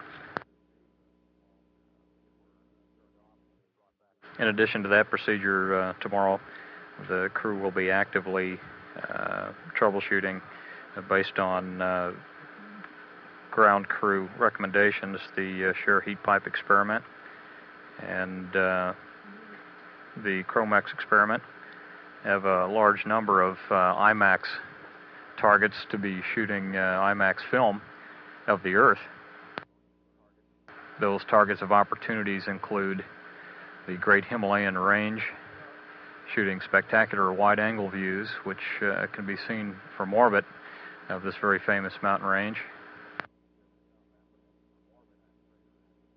Uretafort Crater in South Africa. This impact crater is 140 kilometers across and is the oldest known terrestrial impact structure. They'll also be looking for opportunities to film the Great Barrier Reef off the coast of Australia, among a number of other Earth targets for IMAX filming. Other non-mission related activities that will be carried on NASA Select Television tomorrow include a briefing from the Kennedy Space Center on the Magellan spacecraft, which is being readied at the Kennedy Space Center right now for transport to the launch pad for mission STS-30. Current planning has that briefing originating from the Cape at 12:15 Central Time or 1:15 p.m. Eastern Standard Time. There's also a special briefing planned by our Earth observation experts here at the Johnson Space Center. That briefing will cover some of the Earth observation objectives of mission STS-29, as well as some general and insightful information regarding man's ability to look back at his Earth and recognize trends and phenomena and to record it photographically. That briefing is scheduled for 2:00 p.m. Central Standard Time and will take place in the Johnson Space Center Public Affairs Briefing Room. And as the crew sleeps, flight controllers here in Mission Control plan to bring down some unscheduled KU band television through Tracking and Data Relay Satellite East as we cross into daylight over the north central part of the African continent and orbit through the or above the Middle East area. We will be looking at targets of opportunity for Earthview's television throughout the night, and when sunlight, weather, and KU band pointing conditions permit, we'll be bringing those views down throughout the evening. Again, flight planners here in the control center working a number of troubleshooting issues right now relating to the Share Heat Pipe experiment and the Chromex experiment, preparing a number of messages including flight plan updates, a summary of the mission to date, Earth observations and IMAX objectives messages, in-flight maintenance of the Chromex, and some new procedures, hopefully, for the Share Heat Pipe experiment. We'll plan to wake the crew in about 5 hours and 10 minutes at mission elapsed time 1 day 17 hours even.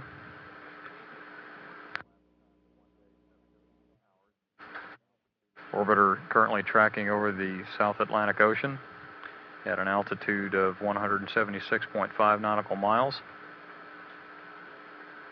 On orbit 24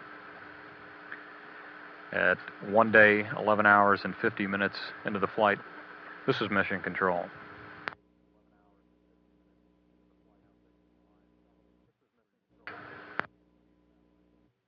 Now taking live television through the Tracking and Data Relay Satellite East.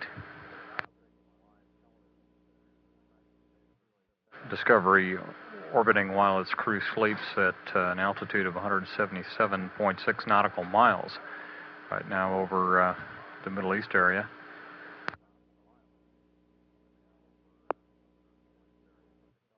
Flight controllers in Houston commanding the orbiter closed-circuit television system. That short burst of video verifies for the instrumentation and communication officer here that we have cameras up and working. In order to avoid any possible inadvertent overtemperatures causing alarms on the vehicle which could wake the crew, INCO quickly powered those cameras down before losing signal through TDRS East.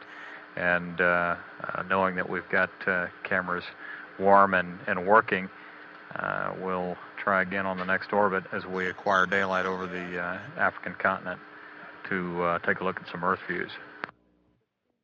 This is Mission Control Houston. Mission elapsed time 1 day, 12 hours and 16 minutes. A correction to an earlier comment that we'd be waiting until the next crossing of the African continent to look at Earth views. In fact, in about 4 minutes and a half, we'll acquire signal through the Tracking and Data Relay Satellite West in daylight, with an opportunity to look at some television over as the orbiter tracks over southern Asia. Again, we continue to delay the evening replay of the day's television events. Once we've accomplished our Earth-looking television on this orbit, we plan to reschedule the replay of the day's events and bring them to you. This is Mission Control. Now taking television from Discovery again, this time through the Tracking and Data Relay Satellite West.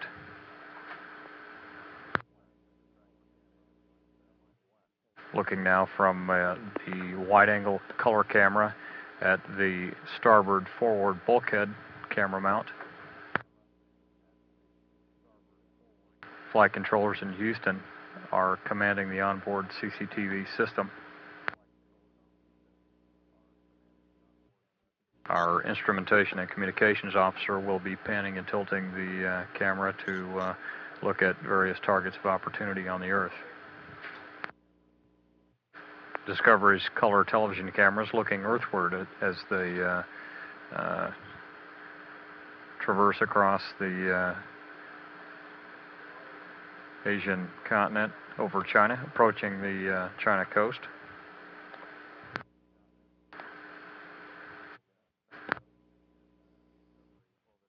Coastal crossing in just a couple of minutes. Again, Discovery orbiting at an altitude of 171 nautical miles. Discovery just passing out of sighting range of the Himalayas and various mountain ranges in China. This is Mission Control Houston at mission elapsed time 1 day, 12 hours and 59 minutes. Our next television event scheduled at the top of the hour, 10 o'clock p.m. Central Standard Time, and will consist of a replay of Flight Day 2 shuttle TV activities, including on-orbit television scenes from inside the crew cabin of Discovery. We'll also be looking again once the orbiter tracks into daylight over the mid-central portion of the African continent. Sometime after the replay of the day's television highlights, we'll have a chance to look earthward again from Discovery's color cameras in the payload bay. Discovery currently orbiting at an altitude of 167.8 nautical miles. Current orbital apogee of 177.7 nautical miles with a perigee of 162.4 nautical miles. Orbital period remaining steady at 1 hour and 30 minutes and 55 seconds. Crew of Discovery sleeping, not to be awakened for another 4 hours. Should be resting comfortable in a cabin temperature of 75.2 degrees Fahrenheit. Cabin humidity level of 32%. Flight controllers in Houston continuing to troubleshoot the problems encountered with the shear heat pipe experiment on Flight Day 2, developing some theories and possible procedures to narrow down the theories to a probable cause and continue with shear experimentation. Also getting some attention by our ground-based troubleshooters tonight is a Chromex experiment. In addition to the troubleshooting effort, ground controllers preparing some a group of messages to be teleprinted to the crew before crew wake up, including a flight plan update, some new IMAX filmmaking targets, and as well as plans to bring the cryogenic hydrogen tank 3 back online. Now approximately 1 minute away from the replay of the day's television highlights. 1 day, 13 hours, and 2 minutes into the mission. This is Mission Control. This is Mission Control. That marks the end of our replay of the day's television highlights. We're currently about 23 minutes away from acquiring sunlight on orbit 26 over central African continent. We expect at that time to again look at some Earth views from the color cameras in Discovery's payload bay under the command of our instrumentation and communications officer here in the flight control room. Flight controllers continuing to work various theories and fixes for the shear heat pipe experiment, which encountered a localized rapid heating condition during the step 1 of the power-up process. It has been theorized that the overtemp was due to vapor bubbles in the fluid channel, causing the channel to dry out, creating a localized rapid heating effect.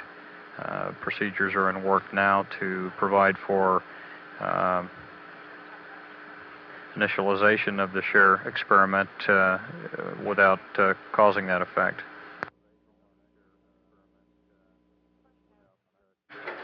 This is Mission Control. Our next television event is likely to be some unscheduled shuttle television through the Tracking and Data Relay Satellite East, using the Orbiter Discovery's payload bay cameras to look at the Earth. We should be crossing the terminator into daylight in about 14 minutes. As we do, those landmarks we'll be looking for include the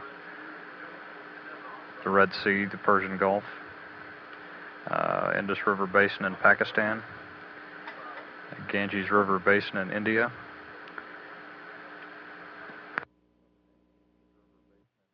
trekking across southern Asia and into the South Pacific Islands. Again, the first opportunity for some live Earth views from Discovery is approximately mission elapsed time 1 day, 13 hours and 43 minutes, or 23 minutes from now. This is Mission Control. This is Mission Control Houston, now looking at live television from the color cameras of Discovery's payload bay, just passing out of visible range of the Ganges River Basin in India.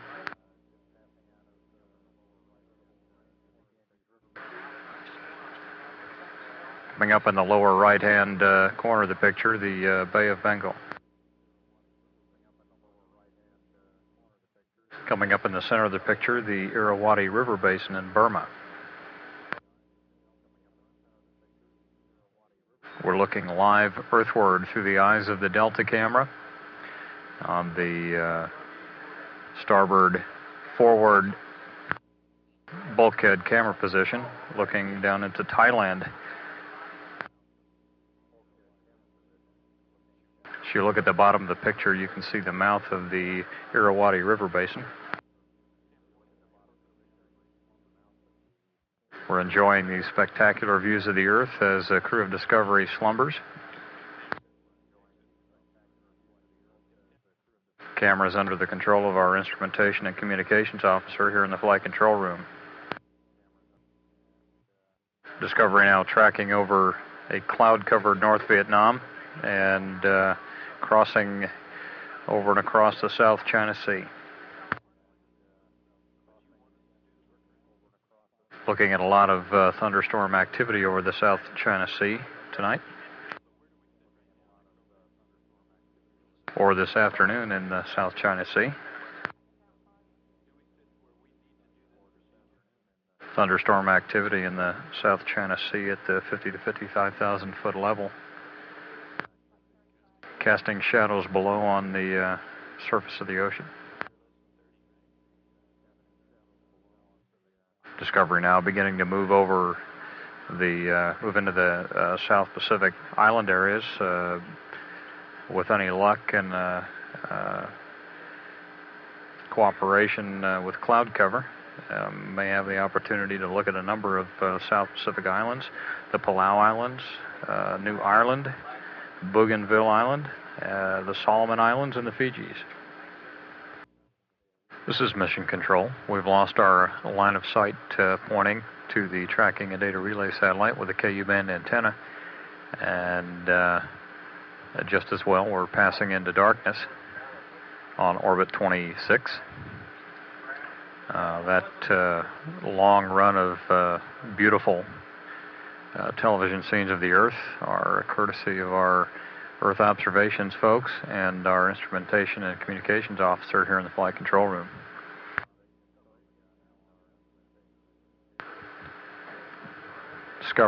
Discovery now on the descending node of orbit 26 at orbiting at an altitude of 168.5 nautical miles.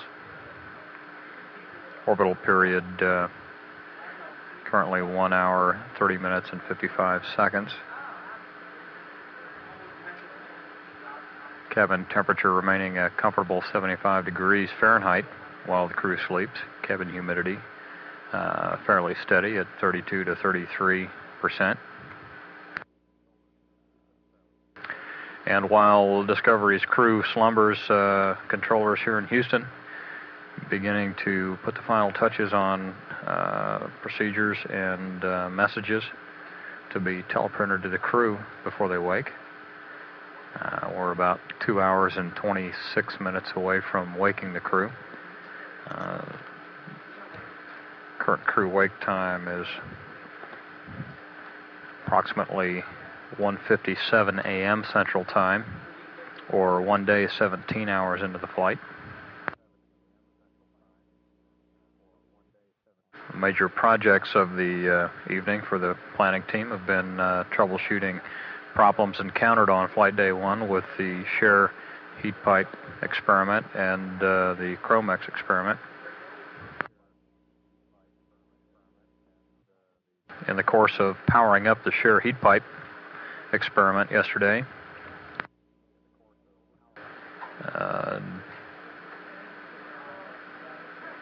an overtemp problem was encountered, which automatically shut down the Share experiment.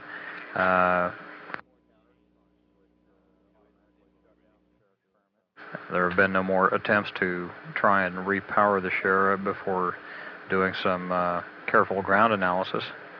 The lead theory at this point seems to be that the heating was due to the development of some vapor bubbles in the transfer fluids in the Share experiment. The hypothesis is that those bubbles developed due to the cold attitudes that the orbiter held for Teachers Deploy and Flight Day 1 IMU alignment. In order to counter that effect, prior to powering up the Share on Flight Day 3,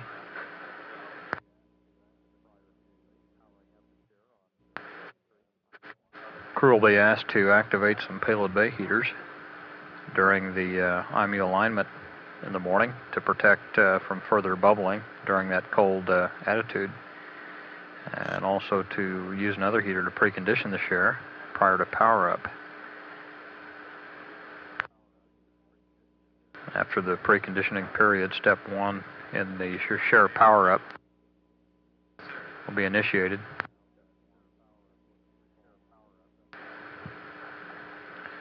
Right now, that Share power-up looks to fall in the 7 to 7:30 a.m. Central Standard Time frame.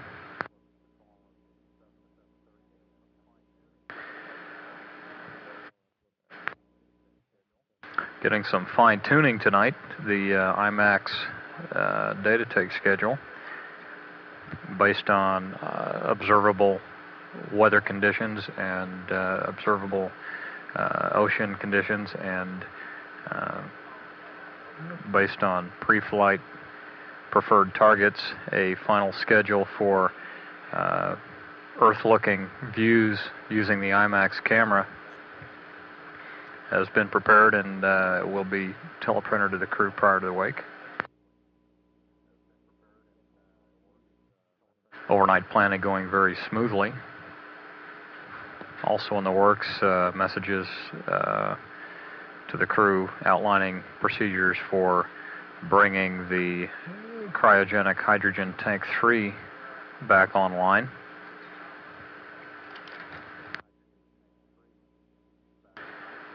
The problem encountered with that tank in terms of unexpected and so far unexplained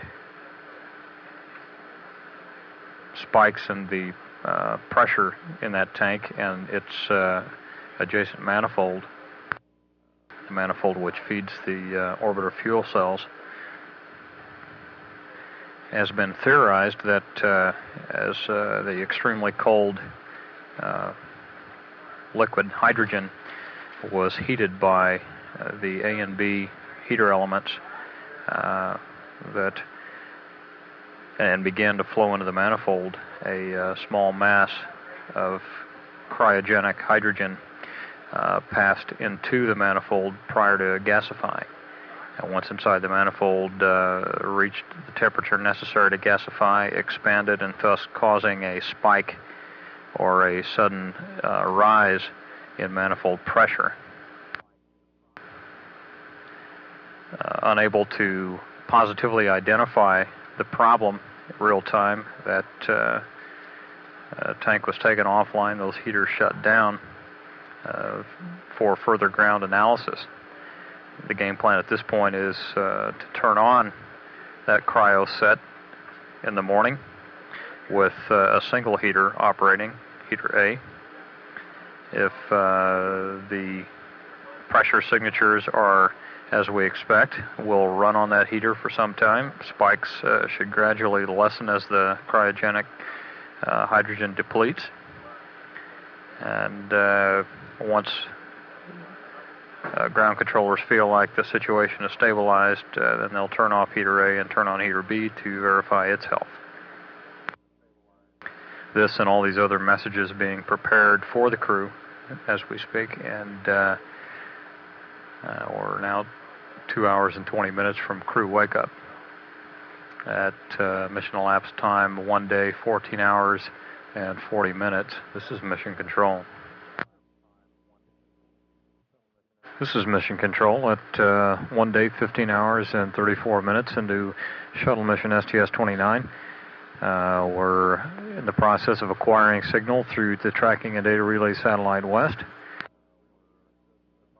And with that signal acquisition, there comes the very real chance of some more unscheduled downlink shuttle television. Discovery Houston, we see the APU thermal message. No action required on your part. You can go back to sleep. Okay, Houston Discovery, we'll do just that. Roger. This is Mission Control. That last call from Capcom here in the flight control room to the crew was in regards to a spurless cabin alarm that woke the crew. There was a transducer problem which gave a faulty reading on an APU fuel line, indicating that it reached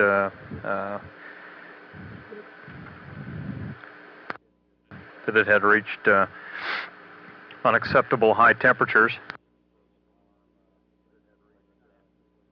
Ground confirming for the crew that that was a spurless alarm. They can ignore that and go back to sleep.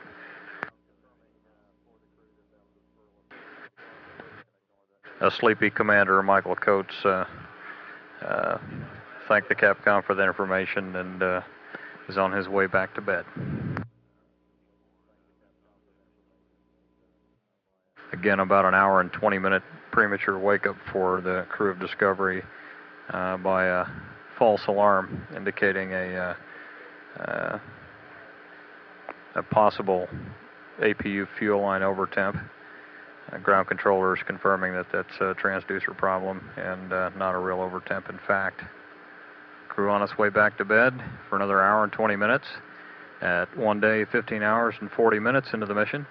This is Mission Control. This is Mission Control Houston at mission elapsed time 1 day, 16 hours and 28 minutes. We're currently about 32 minutes away from waking Discovery's crew. To briefly recap the activities of the evening, in response to various anomalies and developments on Flight Day 2, planners here have been preparing detailed procedures and flight notes for teleprinter to the crew. Most of those notes have already reached the vehicle by teleprinter, and we'll have a chance to review those with the crew during the pre-sleep period. During Flight Day 2, our first attempt to activate the Share heat pipe experiment resulted in an overtemp situation which shut the Share down. After some extensive ground-based analysis, it's been determined that Share had, prior to activation, dropped below its minimum operating temperature, creating vapor bubbles in the liquid, which in turn caused that liquid to flood the evaporator and inhibited normal operation.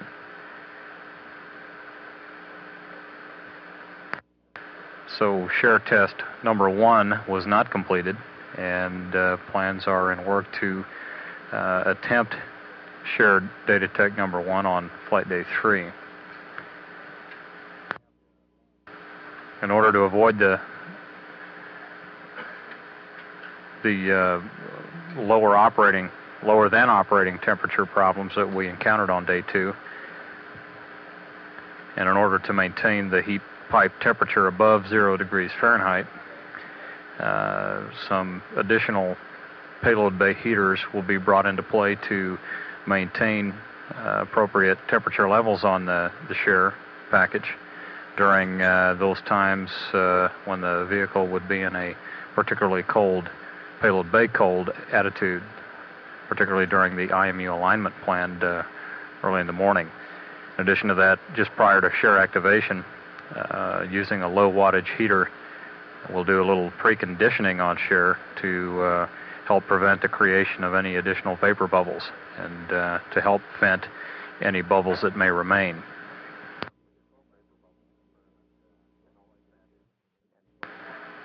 Problems encountered with the Chromex experiment on Flight Day 2 involved a temperature warning indicator which lit just after activation. In an attempt to troubleshoot that problem, DC power recovery procedure was run on the package. Appropriate payload malfunction procedures performed, and that DC power recovery procedure showed good voltage with the outlet unloaded. However, we feel like that was not as valid a test as we could conduct if we were to test the package under a load. So there are 2 actions to take this morning in further troubleshooting the Chromex temperature warning problem. The crew will both use temperature strips to independently verify temperature indications on the Chromex by taking small plastic temperature strips out of the medical accessory kit and applying them to various locations on the Chromex package. Take independent temperature readings to compare with the Chromex temperature warnings that were given yesterday.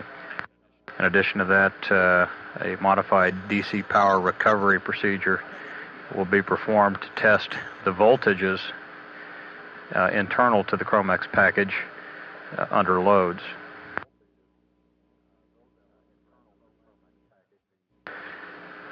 In addition to those efforts to bring Chromex and the Share experiment up to speed. We plan to bring the cryogenic hydrogen tank number 3 back online, this time with single heater operations. It has been theorized that the initial problem was due to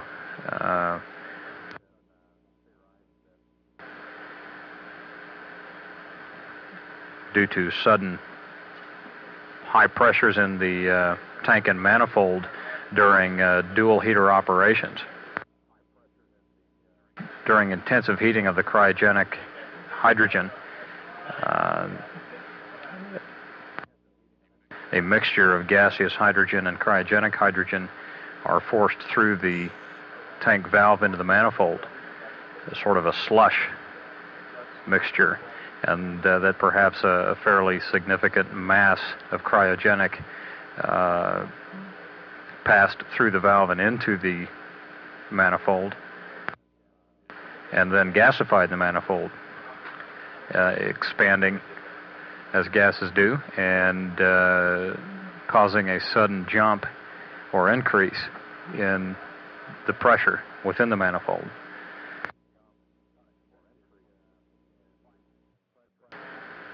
Other than the unexpected spikes in pressure in both the tank and the manifold,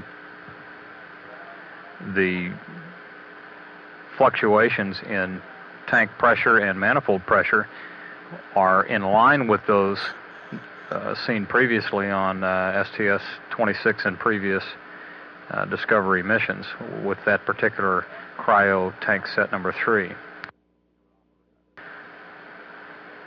Once that tank is brought back online with a single heater operation, we expect to see a similar pressure signature as seen on previous missions with that cryo tank set.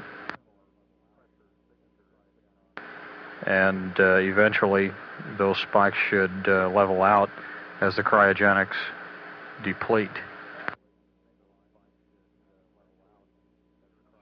Should that be the case and the tank situation stabilize, eventually heater A will be turned off and heater B brought online to verify its health. And we'll continue to run that cryo set number 3 as long as need be.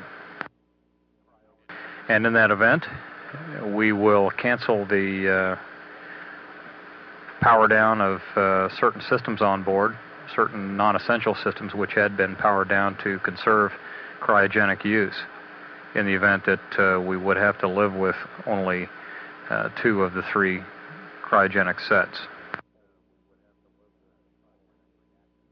These 3 sets of cryogenic tanks hold cryogenic reactants, cryogenic oxygen and cryogenic hydrogen, which supply the orbiter fuel cells.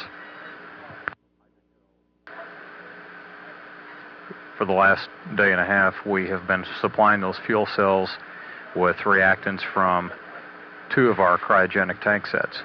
Cryogenic tank set number 3 having been taken offline again. Hopefully we're going to bring that up to speed early on flight day 3. In addition to that troubleshooting on Share, Chromex, and our cryogenic tank set number 3, we have a busy day planned for IMAX filming. A number of IMAX objectives have been identified for the next several days,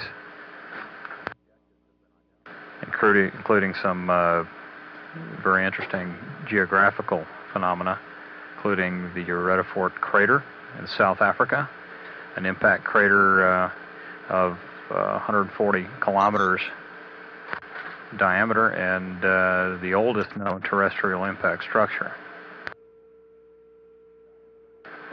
In addition to that, we're hoping to capture some spectacular wide-angle views of the famous Great Himalayan mountain range. We'll be looking for a break in cloud cover to afford some photography of the Great Barrier Reef off the coast of Australia.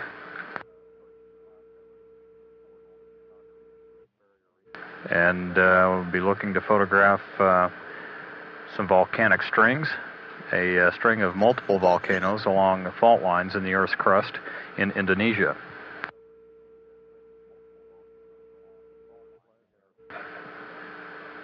Discovery beginning the first leg of orbit 28, orbiting at an altitude of 178.6 nautical miles. Current orbital apogee is 178.2 nautical miles. Orbital perigee, 162.3 nautical miles, with an orbital period of 1 hour, 30 minutes, and 59 seconds. At 1 day, 16 hours, and 38 minutes in the shuttle mission STS-29, this is Mission Control. This is Mission Control at 1 day, 16 hours, 42 minutes. We're approximately 18 minutes away from waking up the crew of Discovery. Our next television event on NASA Select TV will be a scheduled shift briefing with off-going planning flight director Ron Dittemore.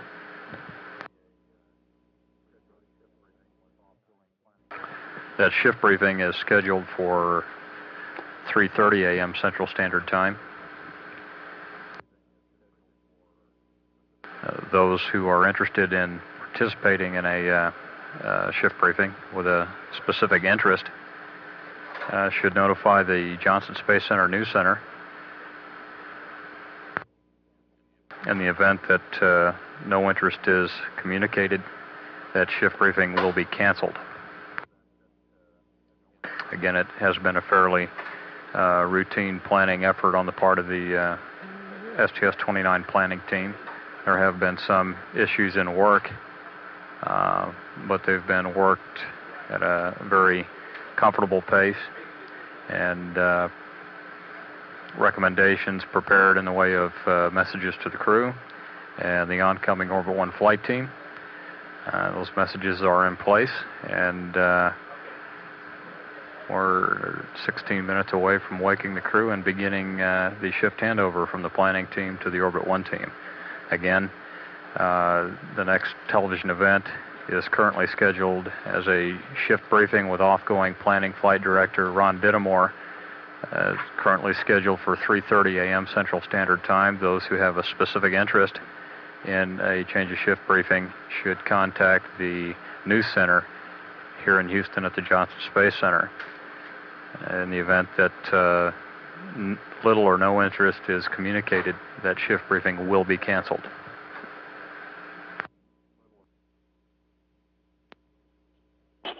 Discovery Houston, go ahead.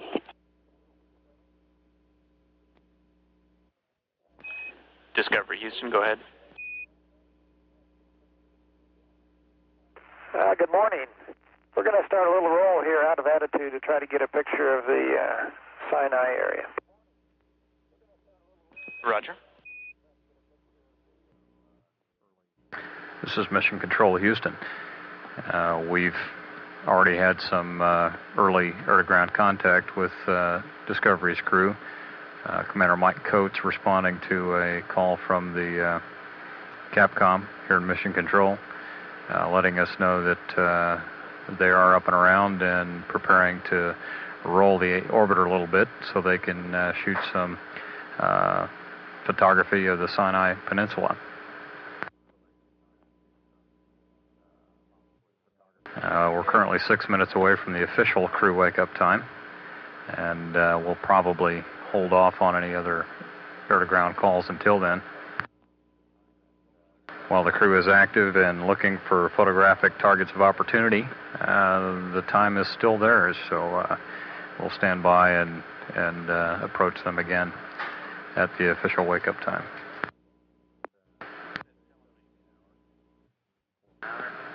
This is Mission Control at 1 day, 17 hours, 4 minutes. We've just passed out of a range of tracking a data relay satellite east. The crew, of their own initiative, decided to roll the vehicle such that they could obtain some key photography of the Sinai Peninsula. perhaps wanted a mission opportunity to do so, and they didn't want to miss that opportunity. So, showing the initiatives that shuttle crew members will, they got up early and rolled the vehicle, and unfortunately in the process rolled the currently assigned S-band antenna out of line of sight of tracking and data relay satellite, so we lost signal a couple of minutes earlier than planned, and a couple of minutes prior to the scheduled crew wake. Next opportunity for air-to-ground comm between the orbiter and ground controllers will be through tracking and data relay satellite west, which we should acquire in about 6 minutes and 40 seconds.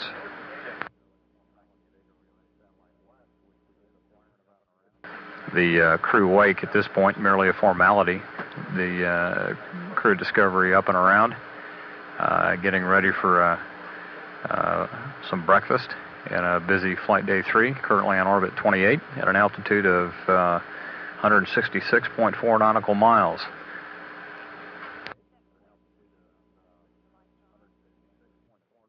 Again, we should acquire signal through TDRS West in about 6 minutes. This is Mission Control. This is Mission Control Houston. We're now about 10 seconds away from acquiring signal through the tracking and data relay satellite west, and our first chance to officially exchange with the crew, and perhaps an opportunity to look at some more spectacular Earth views from the Discovery's payload bay cameras.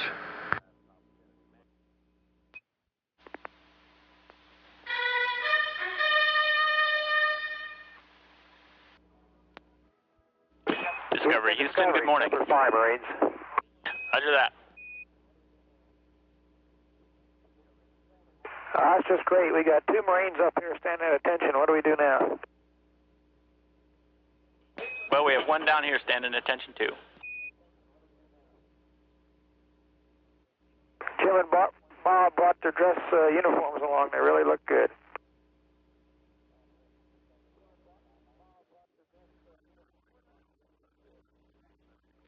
And Houston Discovery, something Primax. Go ahead, Discovery. Yes, first of all, tell them we have the technique down pretty good now for the oblique pictures by rolling in verniers. And second of all, on the last pass there, we got a good movie of Dead Sea, Gulf of Aqaba. I think the one they want would be with our ground track a little further to the south. So we'll probably want to try again on Rev 44. Roger, copy. Thank you. And we use about a half a mag on that run. Copy, 1/2 magazine. This is Mission Control. That earlier wake-up call, an expression of esprit de corps between U.S. Marine Lieutenant Colonel Ken Cameron, Capcom here in the control center, and 2 Marine colonels on orbit, Colonel James Buckley and Marine Colonel Robert Springer.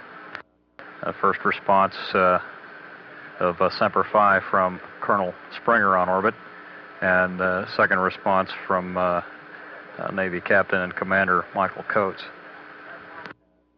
indicating that the ground had the undivided attention of the 2 Marines on orbit.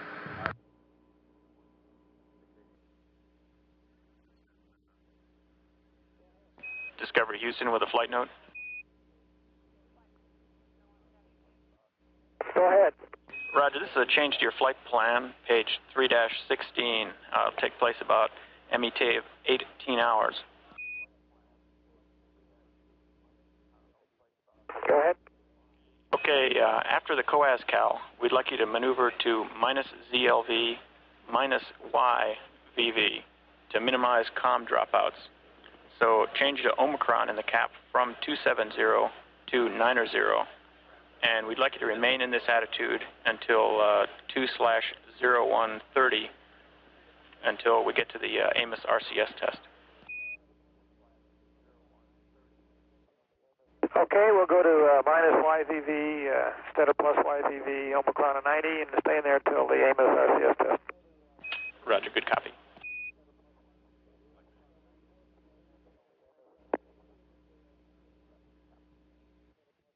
And Houston Discovery, you go for the KU band antenna cable positioning. Negative at this time. Say again? Negative. We'll give you a call on the go. Okay. This is Mission Control. We're currently looking at live television views from Discovery, while the planning flight team in the control room here hands over to the Orbit 1 flight team. Operators in the various disciplines debriefing their oncoming counterparts on the overnight planning efforts and the flight plan for the day as it's been prepared.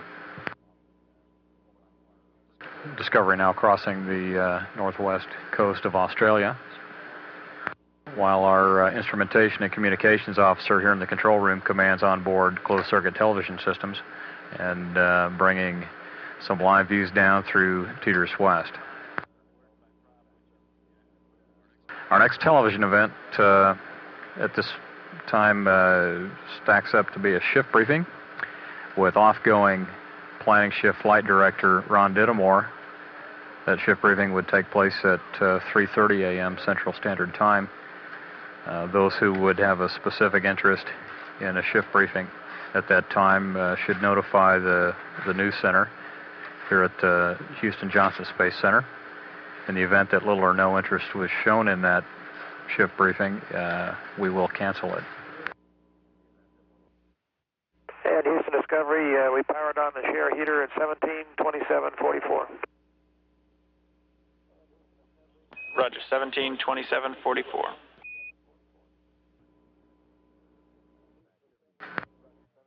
This is Mission Control Houston. Crew of Discovery now 32 minutes into their post-sleep activities period, in the process of preparing a morning meal.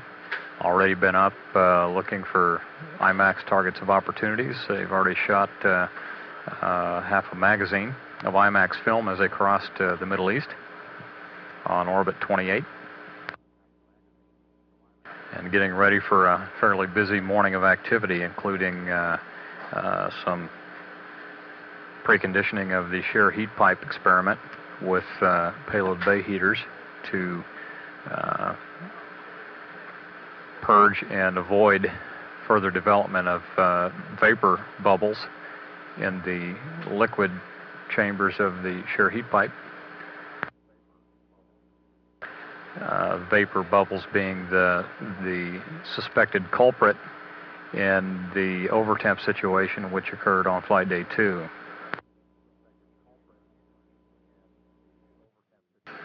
That diagnosis was developed overnight on the planning shift, and the preconditioning strategy developed and teleprinted to the crew. Prior to maneuvering to an IMU alignment attitude, which is a particularly cold attitude in the payload bay where the shear heat pipe is located, the crew has powered up a heater to maintain higher than minimal temperatures on the shear while in that cold attitude. In addition to attempting to bring shear up online and normal operations, they'll be doing some troubleshooting with the Chromex experiment, including taking some independent temperature readings using small plastic temperature strips taken from the medical accessories kit.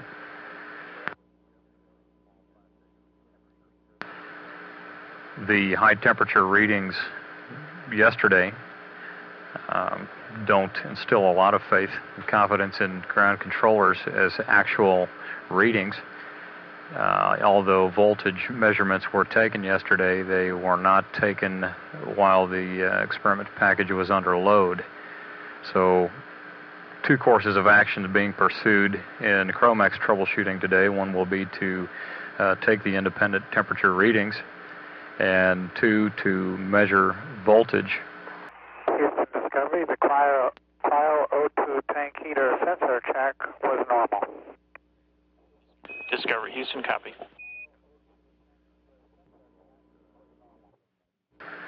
The second half of the Chromex troubleshooting involves, again, voltage readings of the internal electrical systems of Chromex while the experiment is under load.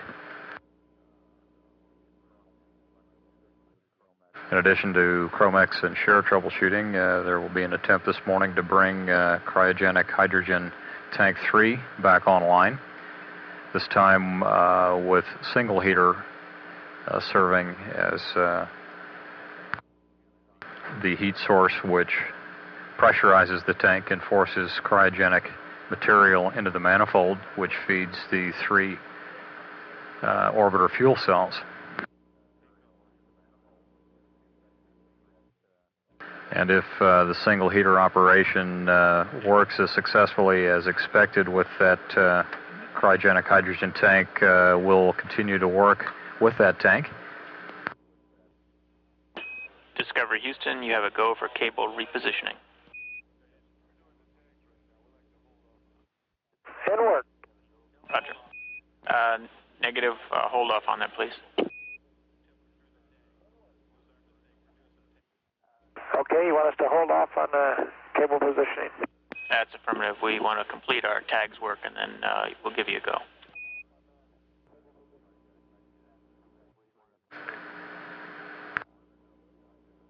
Once that cryogenic hydrogen tank 3 is brought back online and considered to be functioning stably in a single heater mode, then heater A will be turned off, and the second heater in that tank, heater B, will be turned on in efforts to verify that it is also a healthy heater. With at least one of those heaters and the tank performing as expected, we'll continue to draw on that reactant cryogenic set of tanks to feed the orbiter fuel cells for the remainder of the flight. And in which case we would cancel the selective power down that was implemented yesterday to conserve cryogenic reactants and power those systems back up.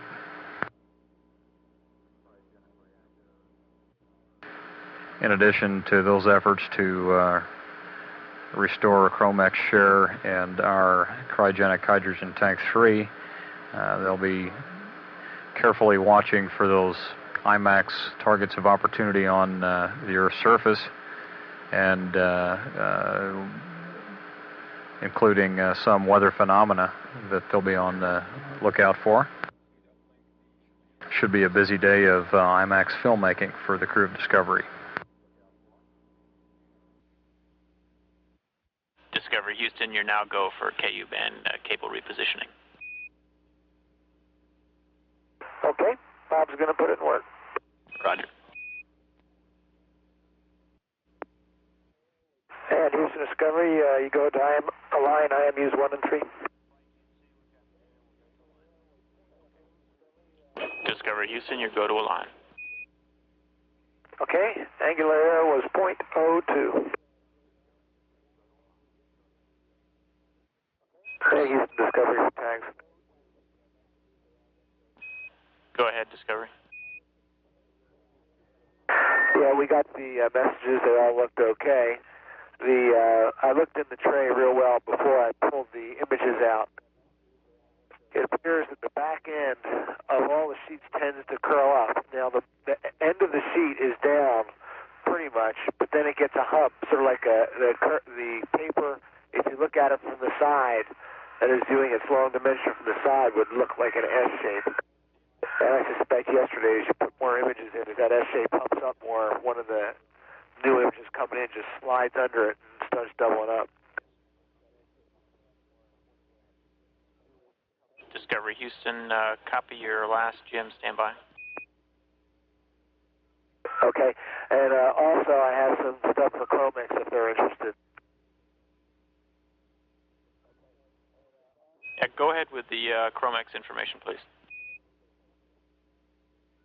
Okay, well, getting up this morning, did the temp check, and let me read those temps to you. Okay, at 1 day, 17 hours and 29 minutes, the temps were as follows. On channel 8, it was 34.0. On channel 9, it was 40.5. On channel 10, it was 34.1. Channel 11, 34.1. Channel 12, 34.1. Channel 13, 34.1. The fan is still noted to cycle as far as, when I say cycle, it doesn't go completely off, but it drops RPM for a short time and comes back up. But, however, during some of those episodes today, the AES light that's behind the front panel could be seen to illuminate or yellow for, I don't know, no more than 2 seconds in a shot, but it did so. It seemed to be, I can't swear this, I only saw it about 3 times. It seemed to be correlated to when the fan slowed down, but it doesn't do it every time the fan slows down. And I've been watching it since then, and it hasn't done it again, but that indicates AES problem, so they might want to just pass it along to the Chromex folks. Roger, thank you. We'll pass it along. And Houston, I went back and got another set of stars, 17 and 20 there, and the angular was .03 this time, and I got the new torquing angles if you didn't get them. And any reason I'm not go now to maneuver to the COAS-CAL attitude?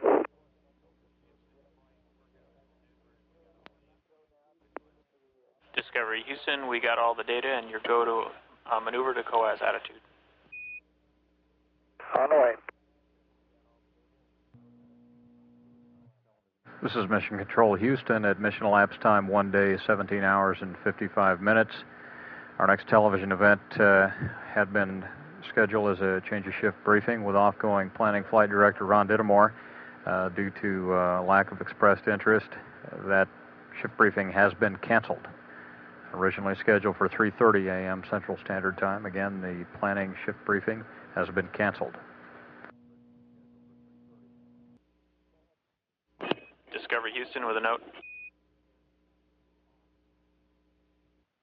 Go ahead. Roger, we'd like you to turn share heater 2 off. Okay, share heater 2 coming off. Roger, thank you. Looks like you're beginning to experience dry out in the share. Discovery Houston. Stand by one. Go ahead, Houston. Roger, one last note from the planning team regarding your APU thermal message last night. We saw APU 3 fuel line test temp climbed up out of limits. We have now timbued up a change to that limit, no action required. Roger. And we'll be handing off to the Orbit 1. Okay. We'll see you later. Good job. Roger that. Mission Control, that transmission concerns a Timbu or table maintenance buffer update. It's essentially a limit on the one of the APUs, and the conditions on that system climbed out of spec last night, woke the crew. They turned off the alarm. No action was required. Mission Control going to take steps to make sure it doesn't happen again. And Houston Discovery, do you need the numbers on the COAS-CAL? Good morning, Discovery. Go ahead. Good morning. And do you need the numbers on the COAS-CAL?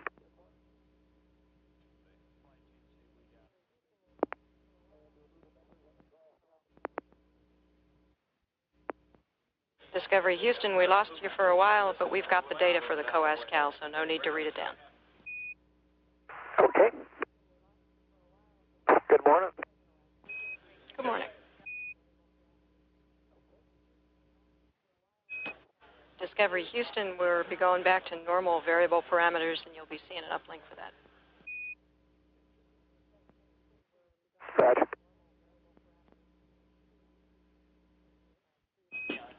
Discovery Houston, we see your cabin message for high N2 usage We think it's due to the WCS usage, and there's no action for you now. Okay.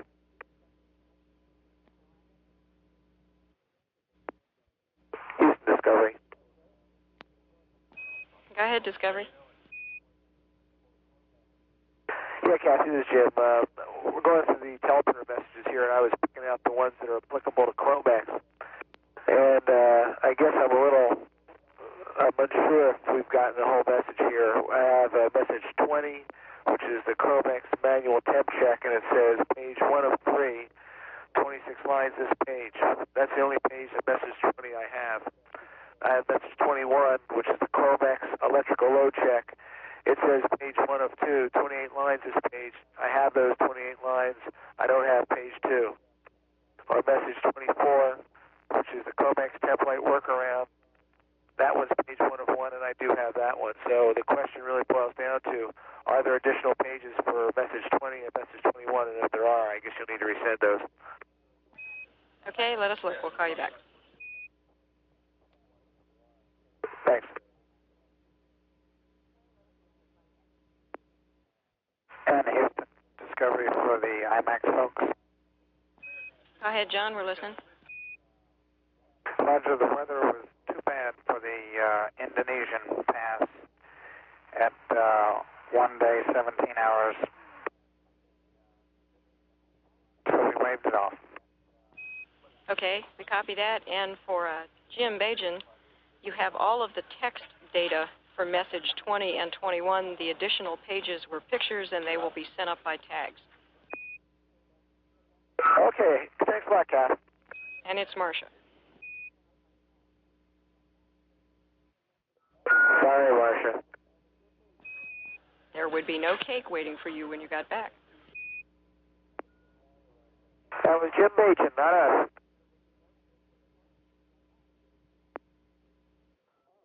And Marcia, this is Jim. Good morning. Oh, it's you, Marcia. Anyway, just looking over message 21, which is the electrical load check. They want to see what the no-load voltages are coming out of the orbiter. We did that yesterday when we did that IFM. We checked the voltage. We disconnected the cable that goes into Chromex at its base and checked the voltage there that was being supplied by MO30F, I believe it is, yeah, MO30F, and the volts were 30.8. So if that is okay with them, I don't see any reason to do 21 again. Okay, Jim, we'll check for you. Thanks. This is Mission Control Houston at 1 day, 18 hours, 39 minutes. Discovery is passing down a range of the Tracking and Data Relay Satellite East. We're picking up signal through the Indian Ocean Station to acquire some tracking data, and we'll be doing that on the next pass also on Rev 30. The total time of the pass through iOS is about 5.5 minutes.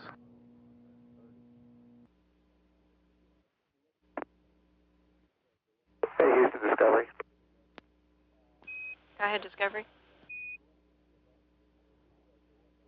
Yeah, Marcia, this is Jim again. As far as we went through the messages, and as we said, the one message we'd already performed for Chromex. The other one, we went to do the manual temp check. It talks about in step 1 of taking 2 of the Omni temp strips off their cardboard backing, which we already have deployed around the cabin. We also fly those same temp strips, which have not been used already, in the Meg kit, and they're usually used for the hot cabin case. I was wondering if you could clear with the flight surgeons just to use those 2 virgin ones, because their purpose is hot cabin for most applications, and we already have that well monitored. Okay, we'll ask him. Stand by. Our second question is, could you please tell us when you're going to send those tags pictures up, because we can't complete the procedure without them, and I don't want to inadvertently interrupt a tags image send up. Okay, we're going to start that on the west pass. We're going to lose you here in about 10 seconds, and we'll pick you up on the west at 1849. This is Mission Control Houston. We have loss of signal through the Indian Ocean Station. Discovery here on Orbit 29.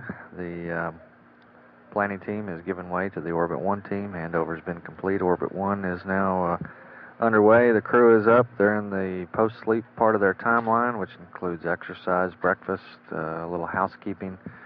They've done a COAS calibration. The COAS is a Crew Optical Alignment Sighter.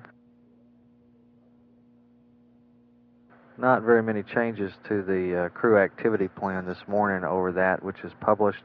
The changes that they do have are limited for the most part to data takes for IMAX based on just real-time observations of the Earth and the kinds of targets that are available. They're going to do a loading exercise with the text and graphics system. One that had been scheduled for yesterday was not completed, so they're going to do that today. They're also going to be looking at a in-flight maintenance procedure on the Chromex experiment to respond to a situation that developed yesterday where a temperature warning indicator lit. It's not currently known if the internal electrical situation in Chromex is giving false readings or if the temperatures are really high. And the procedures are designed to test both voltage and temperature readings and find out which is which. No new anomalies to report in most of the systems aboard Discovery. The propulsion system, guidance, navigation, and control, ECOM system, data processing, communications, hydraulics, all in good shape. The flight dynamics officer reports that Discovery is in a 178 by 162 nautical mile orbit.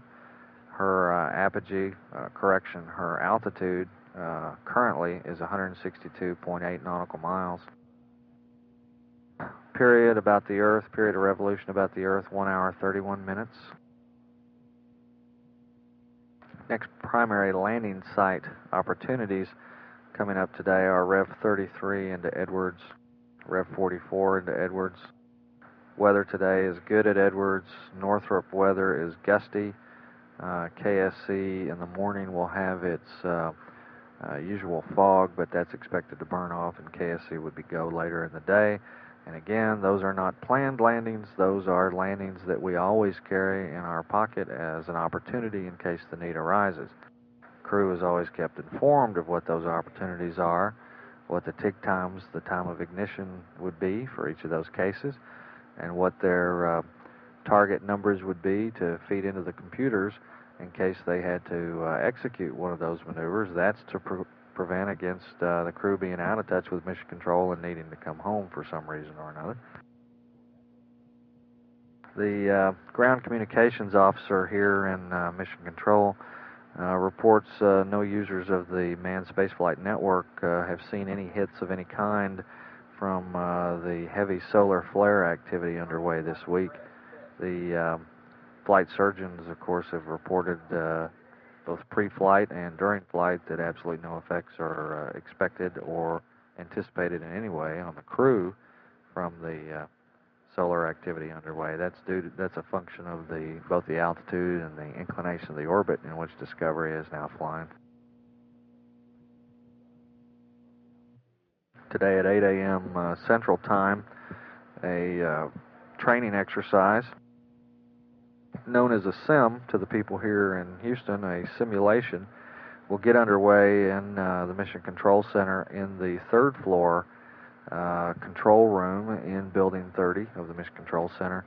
There are two control rooms identical here in Mission Control. We're currently flying STS-29 out of Flight Control Room 1, known as FICR 1, and the simulation will get underway in the floor directly above us in FICR 2, and that will begin at 8 o'clock Central Standard Time. Flight Director Lee Briscoe will be conducting that simulation.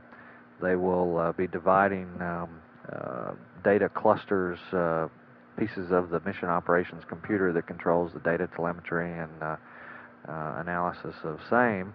And they'll be dividing those up between the STS-29 mission operations people and the STS-30 simulation people 7 clusters for STS-29, 5 for the people doing the sim.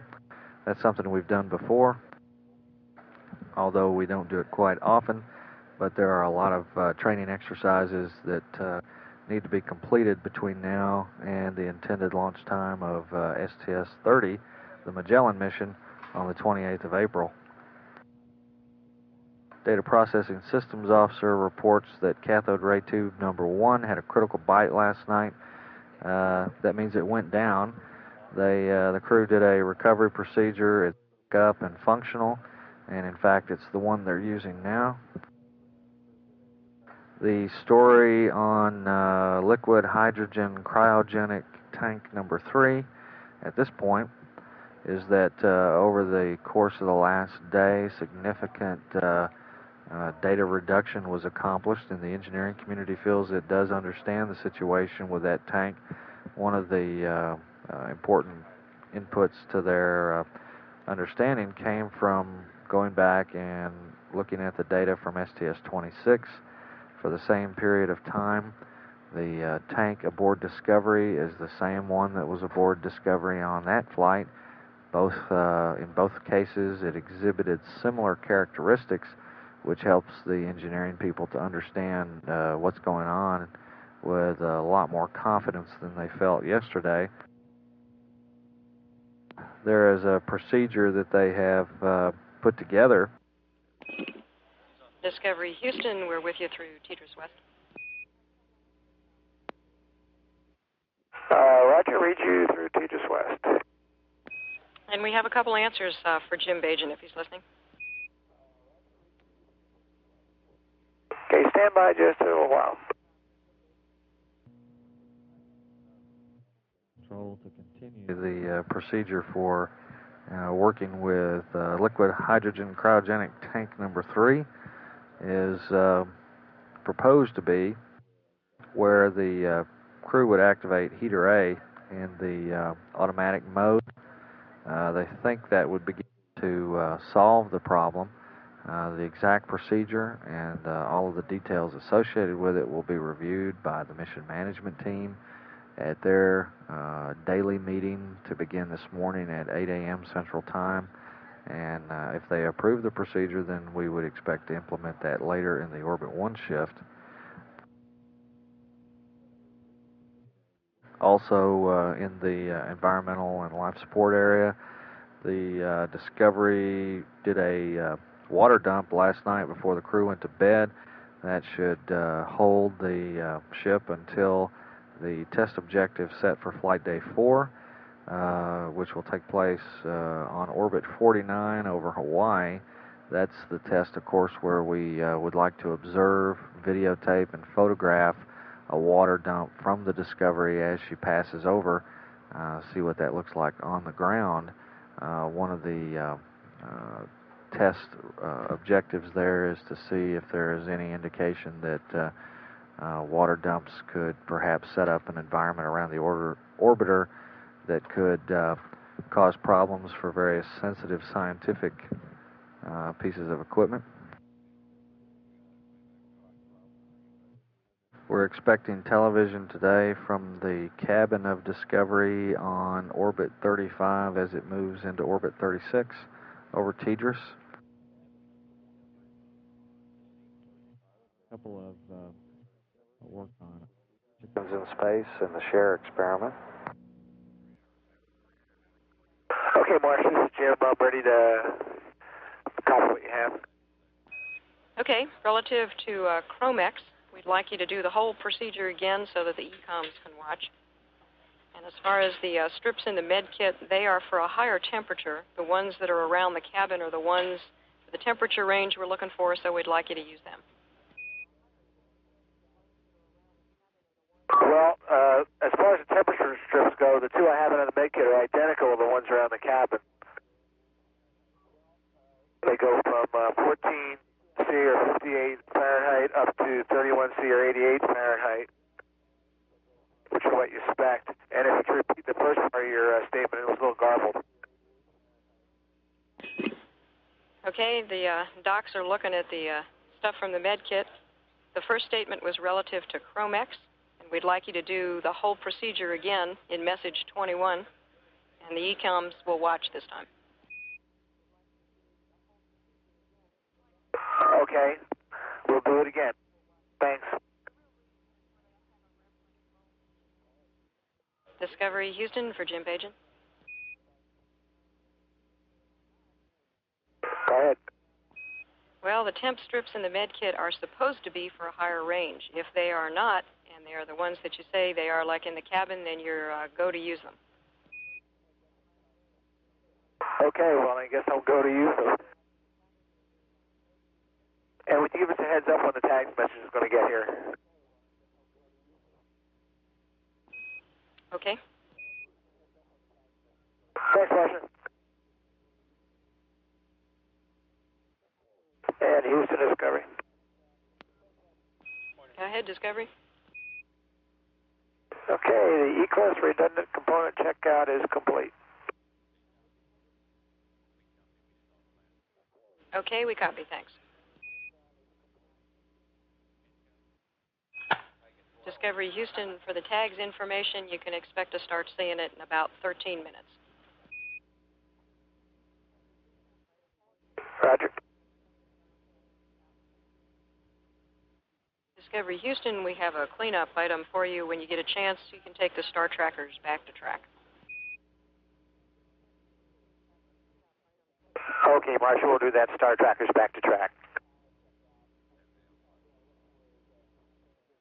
Hey, Marshall, this is Jim. I guess when we're doing the sequence for the power checkout, what the ECOMs are going to look for is different transients on the bus, depending on whether the Chromex is powered up and whether it's off, or the lights are on or off, to try to dope out what the correlation is with the fan, cycling, RPM, and that sort of stuff. Well, Jim, as they say here, that the power transients are probably a little too small to see, but they'll be looking. Okay, thanks.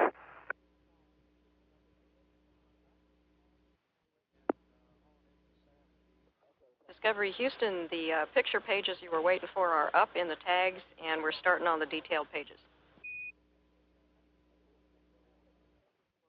Thanks, Western. Hey, Houston Discovery for Chromex. Go ahead, Jim. Okay, we just ran procedure 21, the Chromex electrical load check, and the bottom line on that was that the volts we read at A11 for the Chromex disconnected case was 30.9 volts. For the Chromex powered up with the lamp switch in the on position, it was 30.4 volts. With the Chromex powered up and the lamp off, it was 30.6 volts. Okay, we copy all that. Thanks, Jim.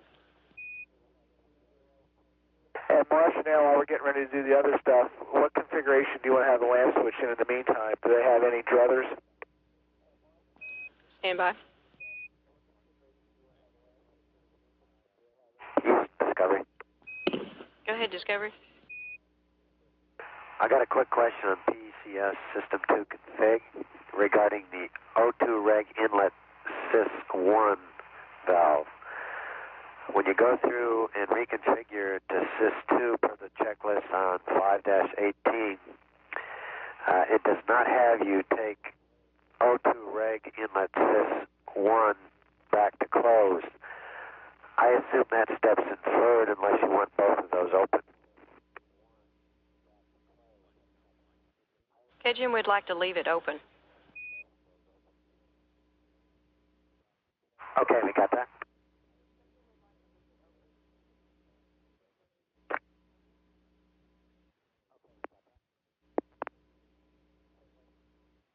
Discovery Houston for Chromex. Go ahead, Marcia. Okay, Jim, we'd like you to leave the lamp switch off for the next part of the test. And on message 24B, perform steps 3, 4, 6, 7, 8, and 9. Okay, Okay, and on step 24, you said, I want to make sure I got this right, 3, 4, 6, 7, 8, and 9? That's affirmed, and the lamp switch should be off, OFF. Off, we have it off right now.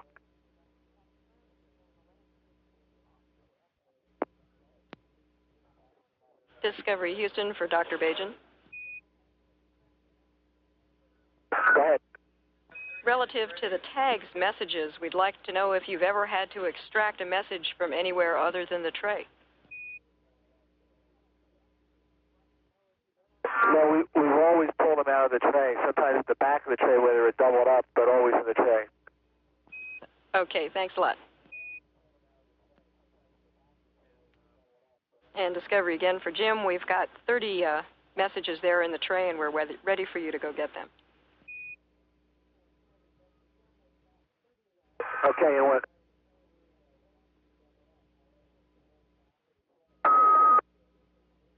Okay, Marcia, they all came through without being doubled up. However, at the very back of the tray, there's a wave to the paper that I was describing before that with 30, it was just barely below the in-feed level of the new image page coming in. So as you increase the number, it should get interesting.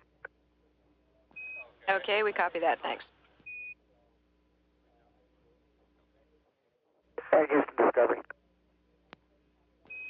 Go ahead, Discovery. Okay, we're working through 24, and we've done 3. We put temperature strips in there. We just did step 4. Well, we just finished, I'm sorry. The message 20, which we checked it after 2 minutes and found that the temp reading on the outside of the Chromex door was 74 degrees Fahrenheit or 23 degrees centigrade, and inside it was the same temperature, 74 Fahrenheit, 23 centigrade. Coincidentally, with the strip that we're measuring the cabin with, the temp is also 74, so it's basically room temperature. Okay, we copy that. Room temperature and the same temperature inside and out. And if you said the same temperature inside, that's correct. Okay. I guess we're waiting on you now, Marcia, before we can proceed to step 6. Okay, Jim, stand by. Discovery for Jim, you're go to proceed with step 6. Okay, step 6 is at work. Okay, Marcia, we did step 6, and the lamps are all on when you go to the lamp operate mode switch to the on position, and we confirmed that by looking between the plant growth chambers. We took it now down to P position, that's Tango, and as best we can, we'll take the temps on an hourly basis. It says using the temp strips. Now, in between, I'm assuming they want us to close the cover, and if you would just verify that with them, I'd appreciate that. They want us to close the cover in between checks. Okay, Jim, we're checking. Yesterday of high temperature were correct. Possibility is either a high temperature or low voltage, and they're doing some procedures to check that out. And Discovery for Jim, you're correct. We'd like you to close the door in between temperature readings, but you don't need to put the screws in there. Okay, thanks, Marcia. And does that mean that do they want us to continue with the individual chamber temps like we've been doing, or do they figure they're invalid and we should just stick with the strips we've just installed? They'd like you to stick with the strips. Great, thanks a lot. There are temperature strips that are part of the medical kit on board. Simply a piece of material that you can affix to a surface and get a temperature reading. Discovery Houston for tags. Stand by a minute. Okay, Marcia, go ahead, tags. Well, apparently, in order to troubleshoot the tags over temp last night, we sent up a totally black sheet of paper in the stack of 16 that you said you received. They'd like to know if, in looking at that piece of paper, if you noticed one side or one part of that paper was lighter. Stand by.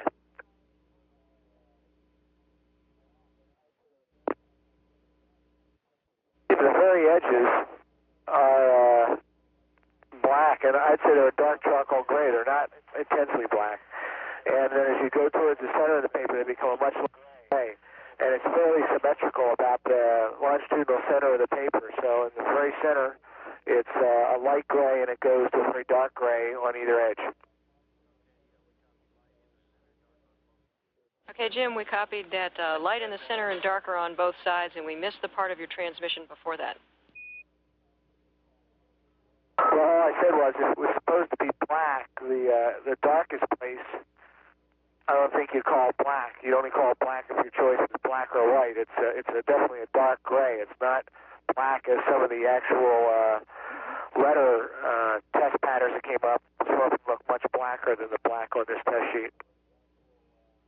Okay, we copy. Thanks a lot. This is Mission Control Houston. For those interested, the last transmission between Marcia Ivins and Jim Bajin did not concern any manner of alarm system, but rather is an attempt to understand the exact engineering that's underway on the tag system. The tags is the text and graphics system. That is a new device that's being flown on the shuttle to improve our ability to send documentation to crews in orbits. Previously, we have been limited to a teleprinter, much like a wire service machine, if you will, that is capable only of sending letters and numerals. The fax, if you will, also known as the tags, is capable of sending photographs, documents, and doing so in a very high fidelity fashion. The tests that they're doing are to try to determine the source of an over-temperature message that was received yesterday after a lengthy series of transmissions from Houston to the tags machine on the orbiter Discovery. Part of that procedure today to understand that is to send up a completely black piece of paper, ebony black. In other words, to test the system's ability to send a completely black piece of paper from the ground to the orbiter and see what sort of effect that has on the machinery. Bajin was reporting to Ivins simply a description of how black the paper was.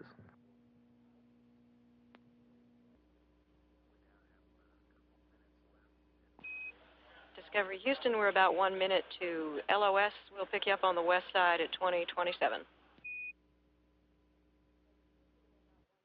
Okay, we'll see you there. A little less than a minute left in this Indian Ocean Station pass. We'll have a short loss of signal, then reacquire through the tracking and data relay satellite west. This is Mission Control Houston.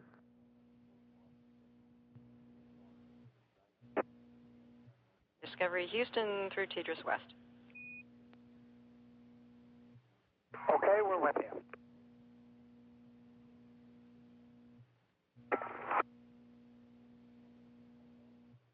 Control Houston at 1 day, 20 hours, 42 minutes mission elapsed time.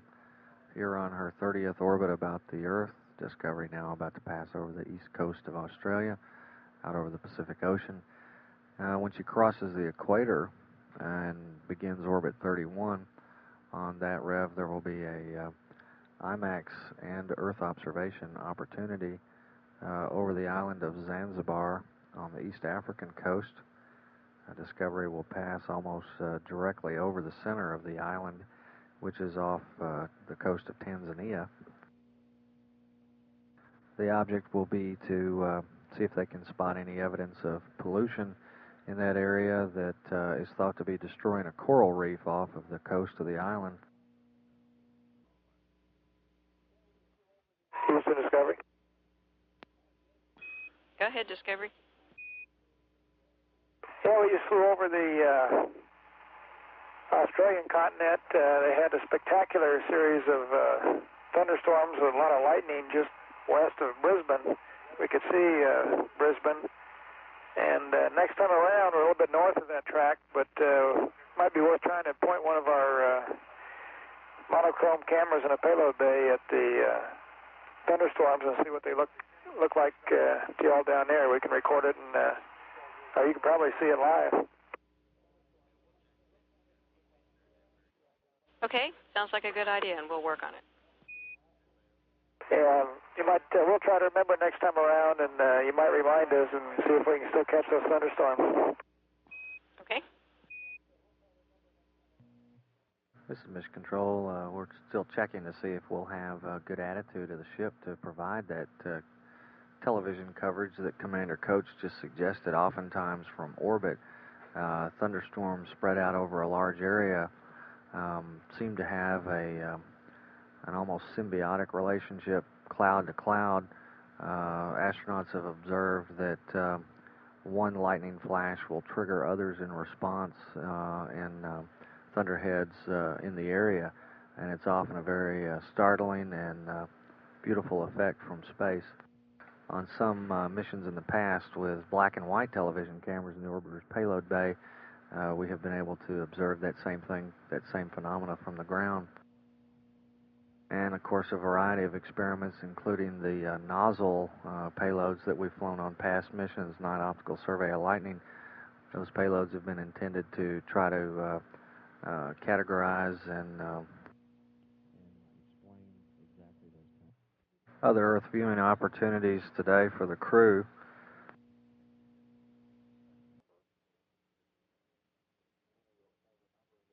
'34 at 2 days. Gilbert last September. Many may remember that the Johnson Space Center was closed a week or two prior to the launch of Discovery on STS-29 due to the predictions that Hurricane Gilbert's landfall after Jamaica was at the time thought to be Galveston Island, Texas, which is just south of the Johnson Space Center. That did not happen ultimately, of course. On orbit 35 at 2 days, 3 hours, 38 minutes, they'll be passing over the nation of Guatemala. They'll be looking for the Pacaya volcano at 14.4 degrees north, 90.6 degrees west. That volcano erupted earlier this month, and they should be able to see, cloud cover permitting, lava flows on the west and southwest flanks of the volcano. As to the possibility of observing thunderstorms over Australia, for those of us here on the ground eager to see such things, that may not be possible due to the attitude of the orbiter. We expect to be in blockage on the next orbit and not able to take the view directly from Discovery, but we'll see that may change, and we'll let you know as we get more information. This is Mission Control, Houston. Discovery Houston with a note. Go ahead. We've got a tags message coming up to you now. One part of that is some troubleshooting steps for the CRT-1 byte. When you start that, we'd like you to give us a call so that we can follow along in part of that. And also, it looks like for the next Australia pass, we won't have KU, so we'll just have to have you take some video then. Okay, we can do that. Thanks. And we've got some VTR to dump of Bob and Jim working on Chromex in the middeck if, whenever you get around to that. And Houston Discovery. Go ahead, Discovery. Okay, with regard to this CRT-1 byte troubleshooting, we did get a pole fail enunciated at the same time we got the CRT byte message. They did not trip a byte flag, so we did not reset any. And it seems like it was when I hit the item E, before I could even hit execute, is when the numbers changed.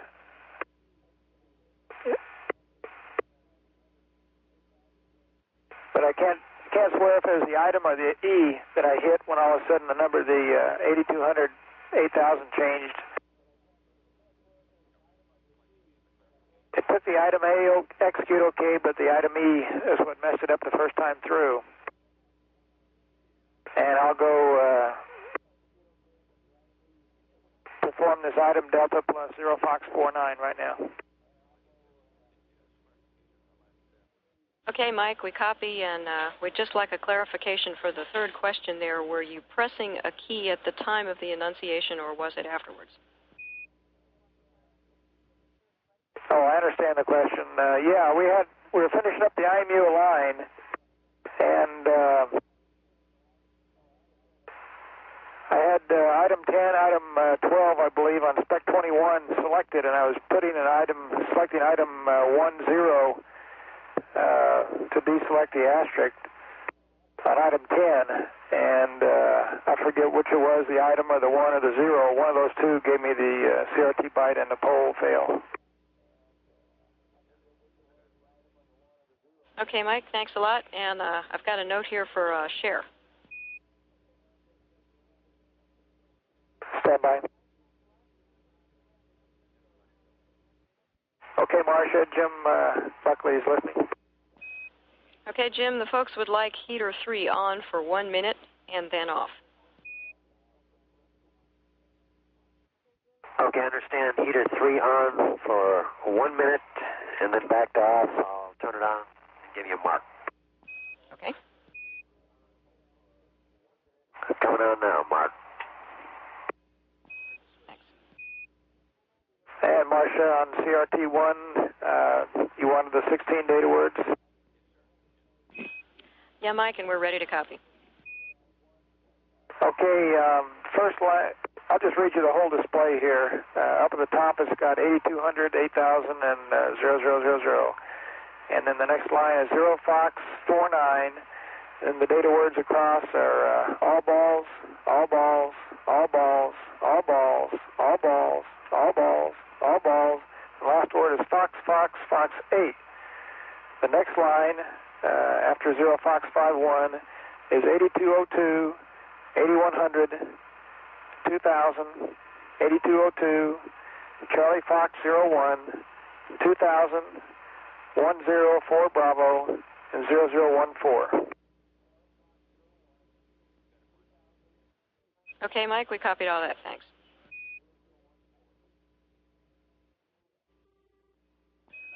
And Mike, DPS is happy they've got all their data. Thanks. And Discovery Houston, for share, we'd like you to verify that the heater 3 is off, OFF. Okay, we just turned heater 3 off. Okay, copy.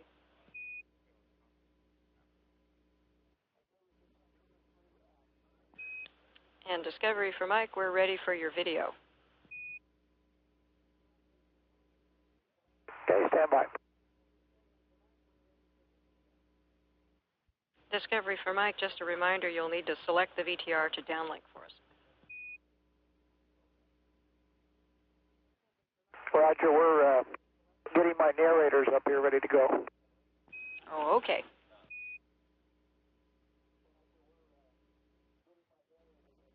Houston Discovery. Go ahead, Discovery. Okay, you should be getting the downlink now, are you? Yep, we got a good picture. Okay, you can see Jim and I are down there on the mid-deck right in front of the Chromex trying to do the IFM. We'd already previously performed the checkout on the flight deck on the A11 panel using the multimeter and the test leads, and that went very well. Jim already gave the results for that, so that was a good exercise. We didn't get a chance to record that. The only other thing, as we're getting the temperatures, monitoring the temperatures, and then actually taking the door off, we did notice quite a bit of debris on the front of the door, and I think here later on in the scene, you may get a chance to see us vacuuming off the debris screens, something we hadn't noticed the other day.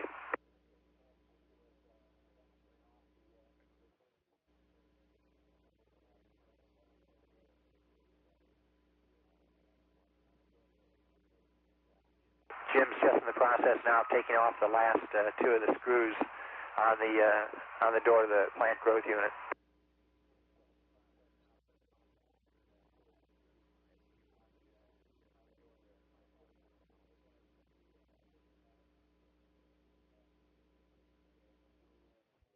You can see we're doing it by the numbers. We're going through the schematics he sent up to us on the pictures where he wanted the temp strips put. It makes it a lot nicer in zero-G being able to work on it down there in the corner, because while you have to restrain yourself a little bit, it's not hard to lay there on your back and crawl around. It's just as comfortable as any other way to do it. And it's really pretty straightforward. It's just a matter of checking it out.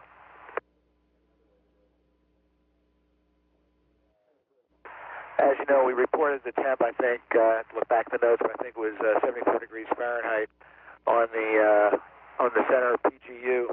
But I felt all of them with my hands just to touch temperature, and they all felt subjectively to be right around the same temperature, which says that, for instance, like I think the second one, number 9 sensor was showing 40.5 centigrade, which is, I don't know, about 105 degrees Fahrenheit, something like that. And it definitely wasn't that warm to touch. And here we are screwing it down for that 2-minute drill you wanted us to do, checking our watches. I think that was John Blaha, our cameraman's foot you saw getting the picture right there.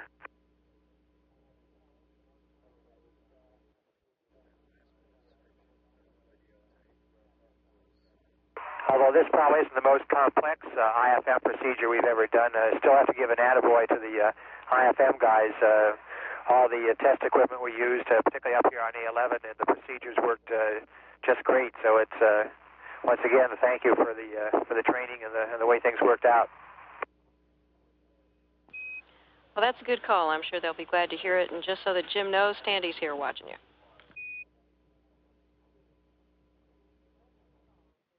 Well, if I understood you right, Marcia, you said Tandy's there watching. This is just a reason why you can't have too many tools. If you have enough tools, then you're always prepared.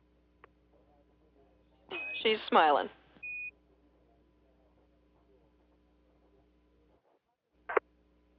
Marcia, isn't it about 6 o'clock in the morning your time? Yep, lots of us get up early.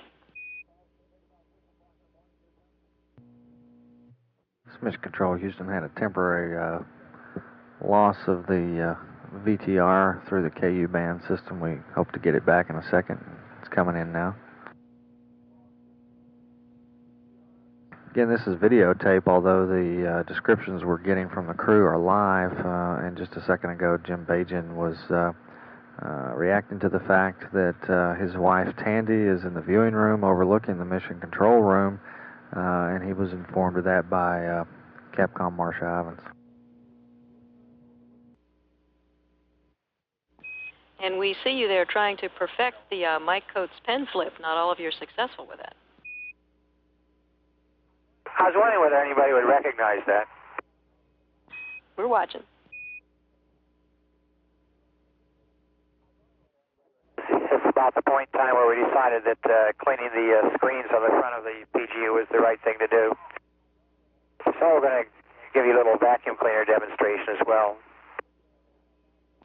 Okay, we're watching.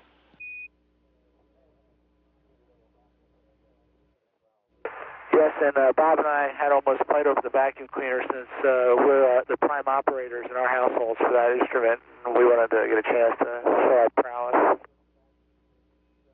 We copy.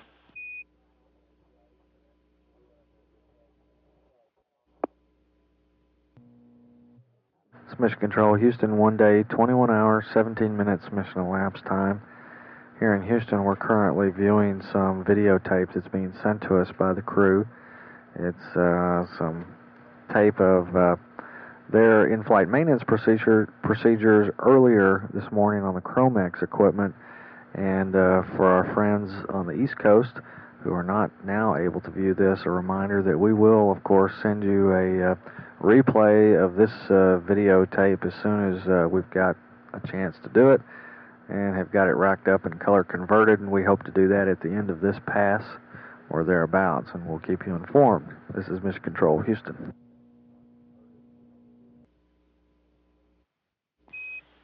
Discovery Houston, we have about 2 more minutes to teacher's handover, at which time we'll lose the TV. Okay, we copy that, Marsh. That should just about finish us up anyway. We'll just let it run out till the handover. Okay.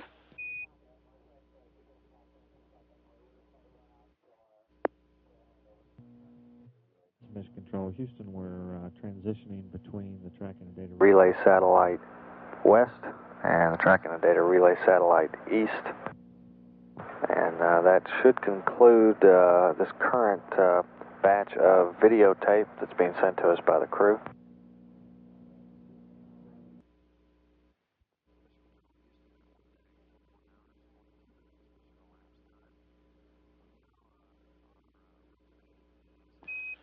Discovery Houston, thanks for the TV, and we have some notes for share.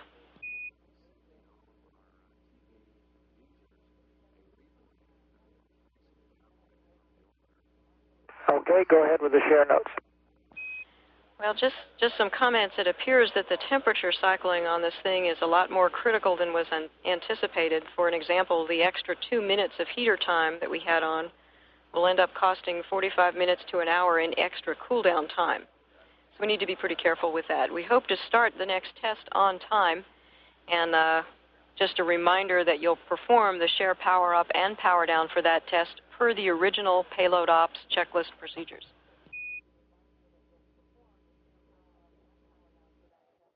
Okay. And Marcia with a question for share, please, on page 44. Okay, go ahead, we're listening. Okay, share power up had several changes to it, but we're going back to the original. I understand that.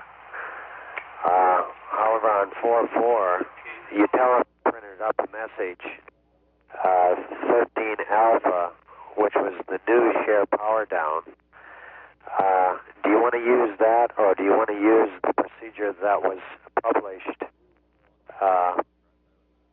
prior to launch? Okay, Jim, stand by. They're going to check on that.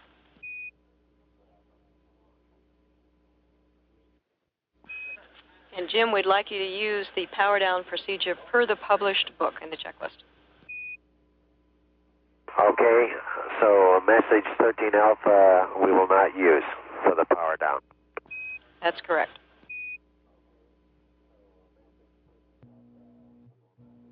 This is Mission Control Houston speaking to you live at 1 day, 21 hours, 27 minutes. In just about 20 seconds, we will begin a replay of the Orbit 31 videotape from the orbiter. Again, bear in mind, the video is about an hour and a half old. The audio is about an hour, or correction, about a half an hour old.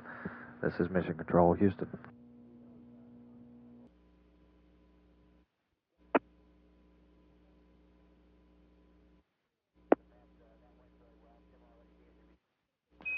And Discovery Houston with a question for tags. Go ahead, Marcia.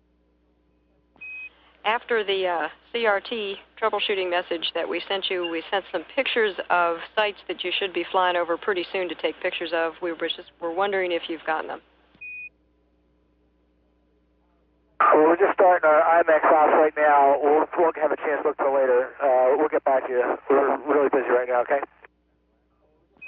Okay, thanks.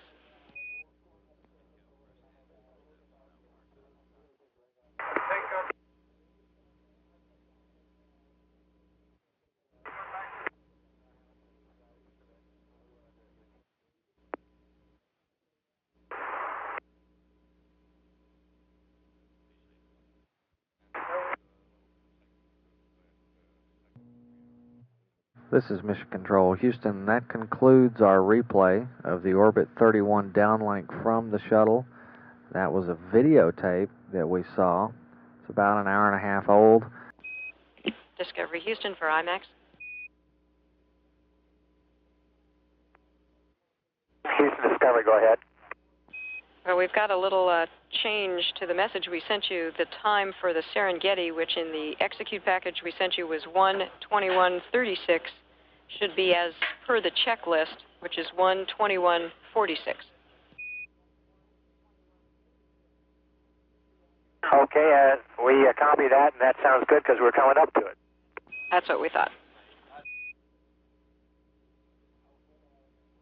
And it looks like it's going to be a great shot. Great. Mission Control Houston at 17,500 miles per hour. The Discovery is quickly approaching a view of the Serengeti Plain, Central Africa. Beyond that, they will be crossing over the coast of Tanzania and passing almost directly over the center of the island of Zanzibar, where they will also be trying to document some views of pollution and its interaction with a coastal reef off the coast of Zanzibar. Following loss of signal on this pass, we will reacquire over the South Pacific Ocean just off the coast of Australia. Over Australia on this rev, the Discovery crew will attempt to roll and give us a view of some thunderstorms in the Brisbane area. We do not anticipate seeing that live. We do hope to be able to take a videotape dump from the ship and get a good look at some thunderstorms as viewed from space. And Discovery, we're about 2 minutes to LOS. We'll pick you up on the other side at 22:03.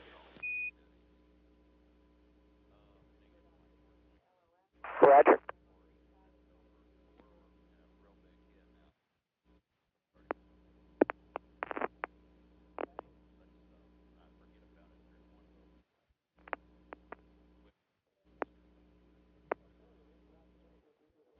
Discovery Houston with you now through Teeters West. Okay, ridge line clear through Teeters West. And we're setting up to try to record those thunderstorms in Australia on the low light level camera this time. We'll see if it records. Okay, thanks, Mike. We'll looking forward to that playback. Yeah, it may be a little far north of track, but we'll give it a shot here. We did record some TV of our last IMAX pass over the Serengeti Plains, and we can play that back to you sometime. Okay, we'll let you know when we are out of KU blockage. Okay, yeah, we took some in-cabin stuff showing how Jim and John and I are set up to coordinate one of those passes. Okay, great. Takes more coordination than we expected.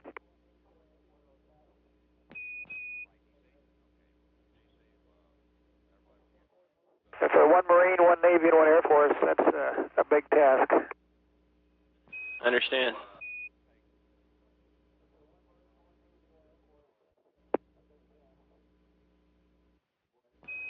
Discovery Houston, it looks like we're going to have you hold off on the share power-up at least about 15 minutes, and we'll give you a call when we want you to get started with that. Okay, we'll hold off on the share power-up. This Mission Control Houston call just went up from Capcom to the crew discussing share. It has to do with the procedures that are underway this morning to understand the problems that we had yesterday.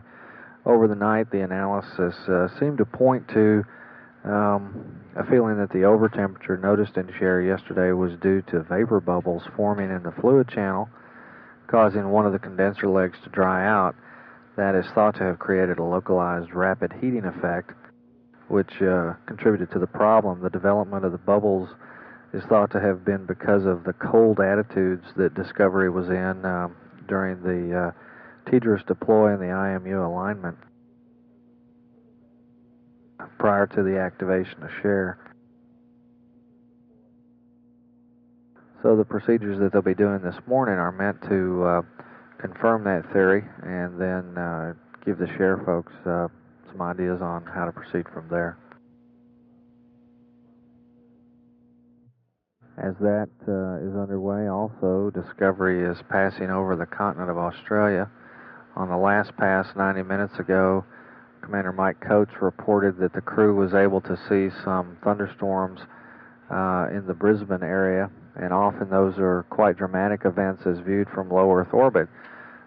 They promised to try to turn the monochrome camera D in the payload bay toward the thunderstorms on this pass, although they're a little south of where they were the last time, and see if they can't record some good activity for us.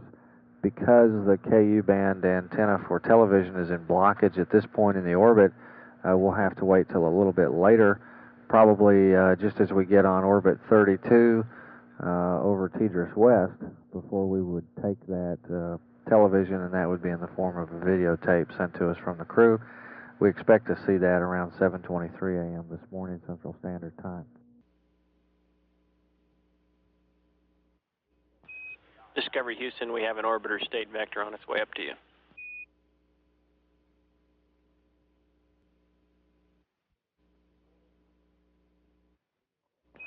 Discovery Houston. Go ahead, Houston. Okay, Mike, we should be out of KU blockage about 22:28 MET, so whenever you guys get your video ready, we'll be happy to watch it. Okay, we'll cue it up now.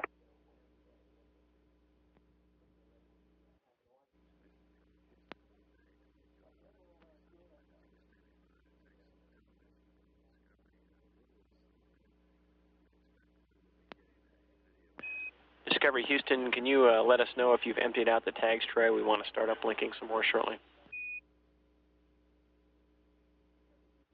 We'll go check it again. Okay, thanks, Mike. Again, we're expecting to get a videotape. We believe it will be some views of thunderstorms over Australia. And Houston, we emptied out the tags tray. So we got a couple weather satellite photos and trajectory message 26 and a bunch of blank sheets. Okay, we copy that, Mike. And we're ready to dump anytime you are. Hey, let me just check if we're ready. And Mike, we're all set for the TV. Okay, here it comes.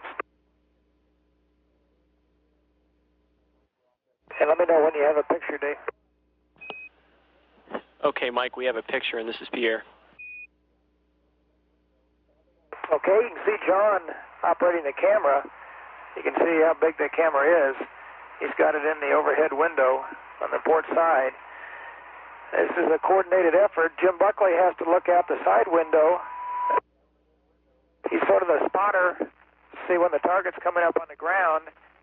Depending on which way the orbiter's pointing, he may have to look out the commander's window or the pilot's window.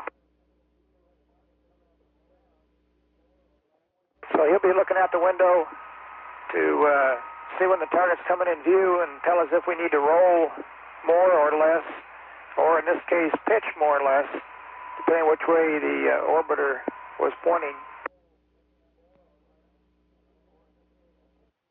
So Jim is floating up there on his back in front of the commander's seat, looking out the side window on the left side of the vehicle. Since we're going left wing forward, that's the frontmost window. And John will be looking through the eyepiece to see when things start coming into view in the IMAX camera. Since Jim is floating up in my seat on the left side, I'm sitting in the pilot's seat and flying the vehicle from the right side.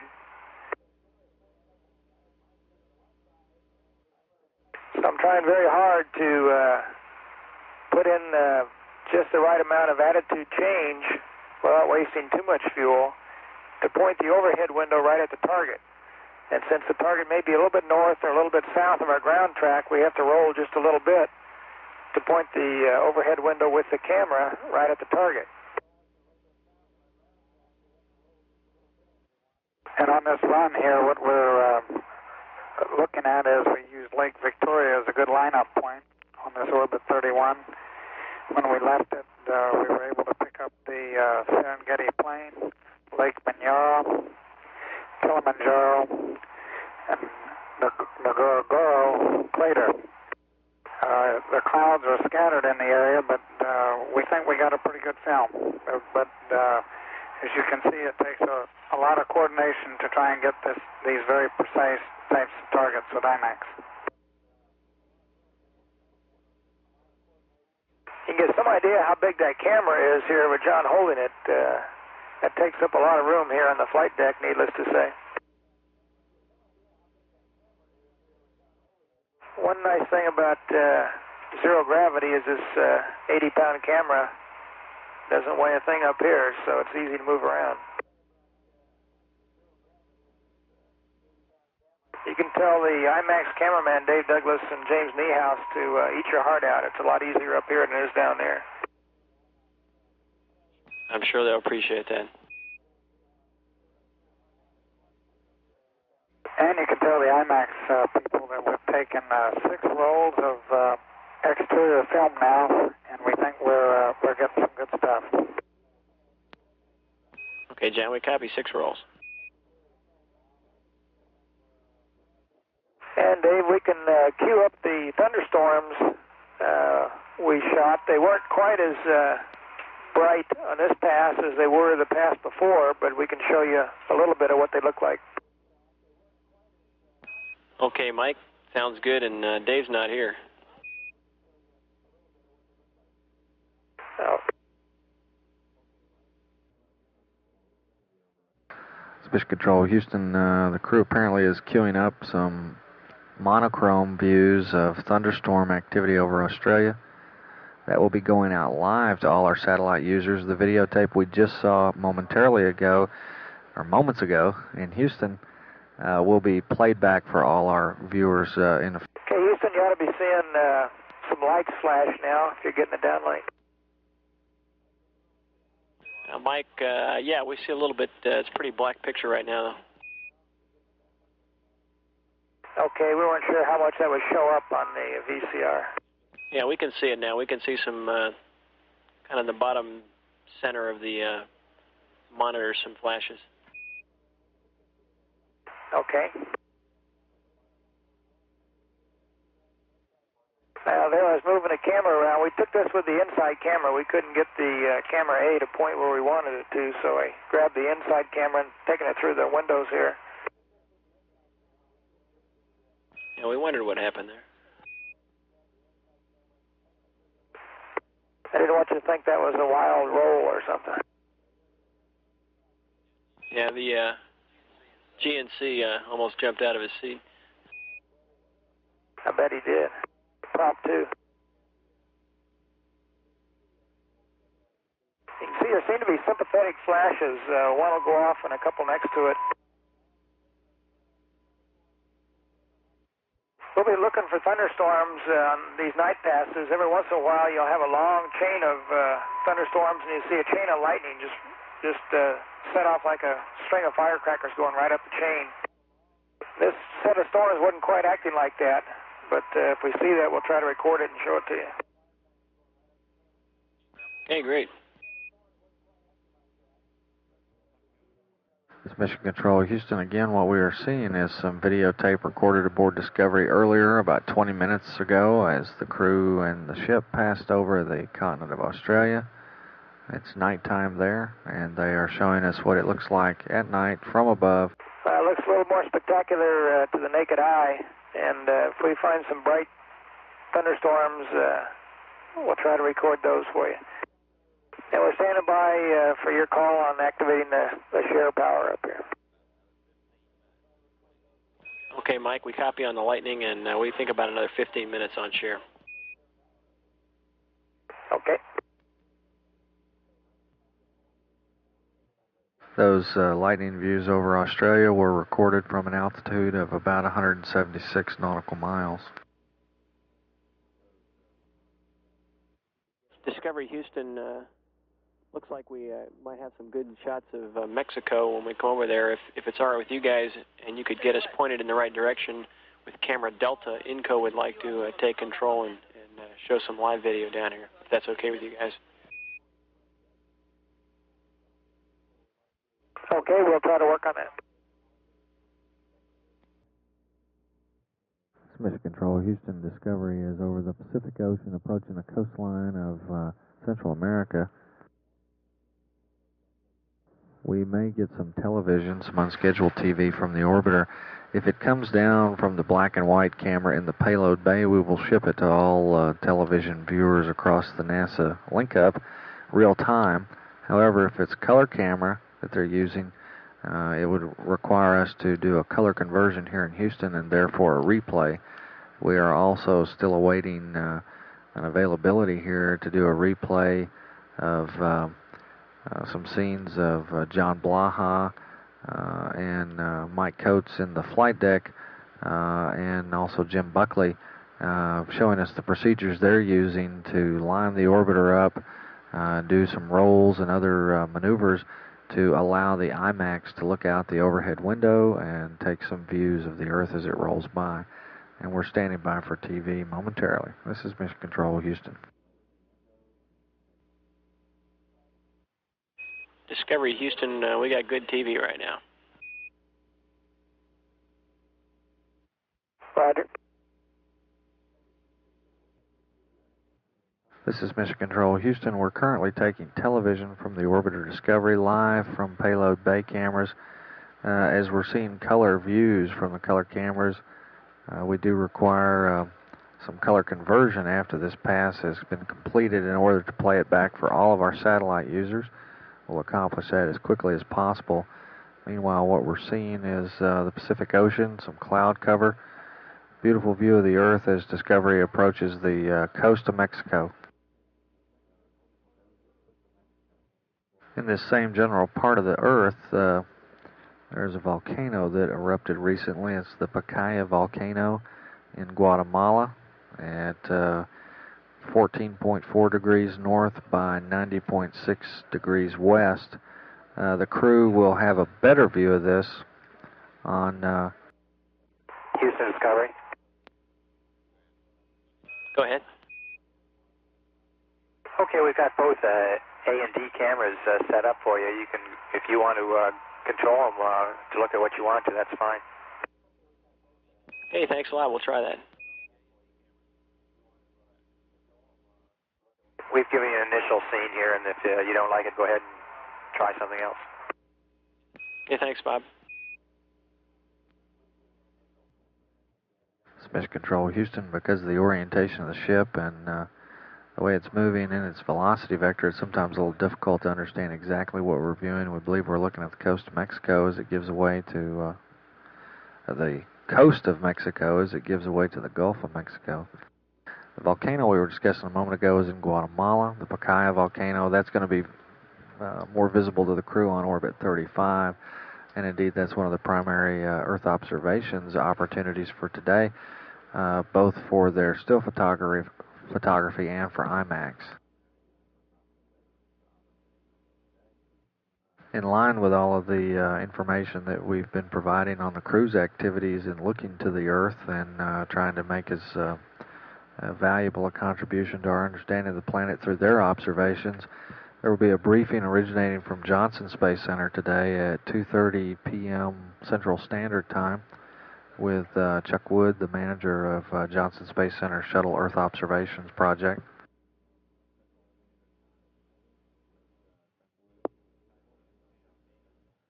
Mission Control, Houston, we're now seeing a view from Discovery as the ship passes over the coastline of Florida that looks very much like the Tampa Bay area that we're seeing now.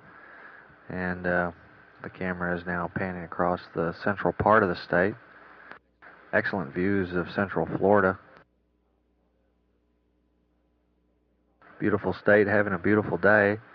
We can see Lake Okeechobee, and in the top of our picture, the Cape Canaveral area, although the camera is now panning south toward Miami. As we come off the coast of Florida, we're now seeing the tongue of the ocean.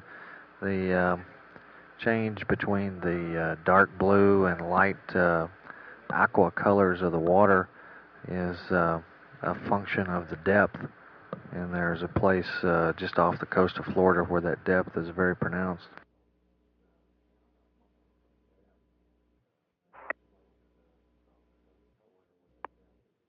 Mission Control Houston. The downlink from Discovery has ceased for the moment. We hope to quickly replay the last couple of color downlinks from Discovery for all our viewers elsewhere. We think those of our viewers at the Kennedy Space Center will be especially interested in the last pass we just took, especially the state of Florida passing by. It was a gorgeous sight. Discovery Houston, we're over on Tigris East now. We won't have any more TV for a while. Appreciate the use of the cameras. We had some great shots of Florida, as you probably saw. Well, we did notice the shots of Florida. We couldn't hear anything in the cockpit for a while for the sounds of all the cameras clicking. Understand. Discovery, I take it you were taking shots of your home? Well, a little bit of the spaceport, some of the local golf courses, just a general photo frenzy. Okay, great. We'll look forward to seeing those. This is Mission Control Houston. Our next television event this morning will be an Orbit 32 replay. We've had some videotape coming to us from Discovery. We'll be playing that back for all of our satellite users. It includes both some IMAX activities and some Earth views. Downlink, the replay will begin at 8 a.m. Central Standard Time, or at 1 day, 23 hours, and 3 minutes. So this is Mission Control Houston. Discovery Houston, when we completed with the cameras, we turned the Alpha and Delta cameras off, and we also noticed that your keel camera was on.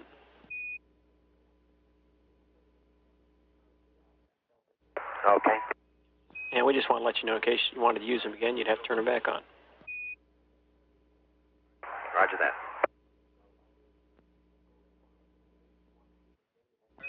Discovery Houston, we got 30 messages now on your tags tray. You're go to clear it, and we'd like a report back on how they worked. Okay, we'll take a look at them. Okay, Pierre, we got the copies out. They're all in there. However, between, let's see if you have a number on the page. Test page number 73 was curled in half in sequence. Okay, I understand test page 33 was curled in half, and that was the only one you had a problem with? No, not exactly. Test page 73 was curled in half in sequence, sandwiched between 7.2 and 7.4. Otherwise, looks okay. Okay, we copied that. And Discovery for Jim, one more thing. How close was the paper to the developer exit port? It looked like it had about, it's hard to say, Pierre. I'd say maybe like 1/8 of an inch. Okay, thanks, Jim.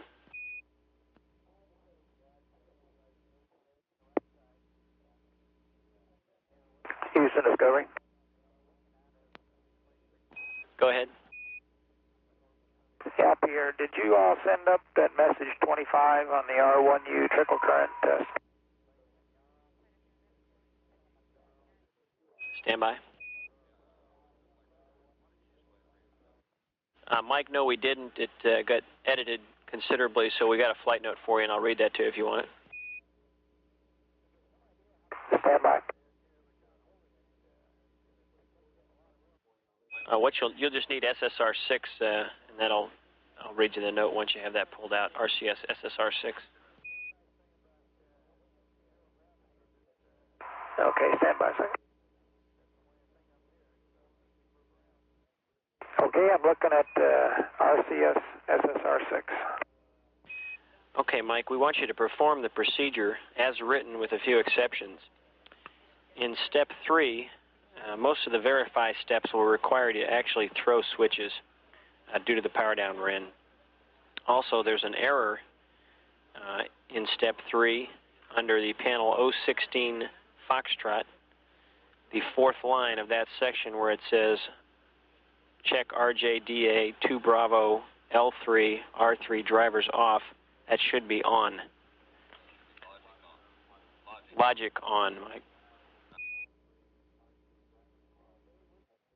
Okay. So that was just change the drivers to logic and off to on.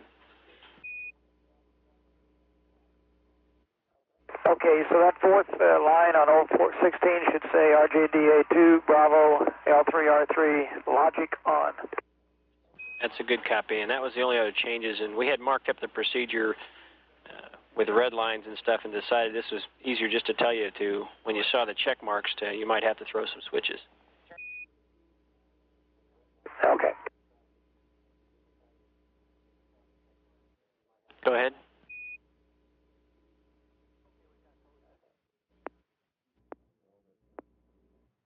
This is Mission Control Houston at 1 day, 23 hours, 21 minutes. That concludes our replay of Orbit 32 unscheduled television that we took from the spacecraft Discovery. The first replay we saw was some videotape the crew sent us showing the procedures they're using to line up the ship and the IMAX cameras. They pass over certain land forms. The second view we saw was a replay of a live television pass showing the view from Discovery's payload bay as she passed over Mexico, Gulf of Mexico, and the state of Florida. Discovery is currently over Africa. Her altitude 162.5 nautical miles, apogee 178, perigee 162. One of the next major activities aboard the vessel will be the powering up of the Share payload. We expect that to happen shortly after we acquire signal through the Western satellite as we come around this side of the world. It should be in about 20 or 30 minutes, and we'll tell you all about it when it happens. This is Mission Control Houston. Houston Discovery. Go ahead. Yeah, we were looking down the west coast of Africa toward the Namib. Looks like the coastal area, including the large sand dunes along there, is clear. We noticed that you had scrubbed the Earth in voice scene for Rev 34. We'll be happy to take another look at it. We've got another chance to look at it before we have to make a decision on it. But if weather was the reason that you were scrubbing that, there's a possibility that it might be still a good pass. Okay, we copy all that, and we'll take another look at it. Okay, and we'll take whatever data the pointers want to give us for that and stand by to use it if we get a go. Okay, we copy.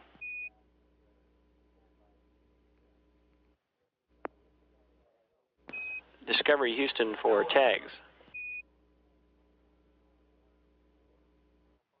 Houston Discovery, go ahead. Yeah, we're showing a jam on tags. Last time we powered it up. We need you to work malfunction 2.8 alpha on page 2-58 of the Malbook. Okay, we'll put that in work.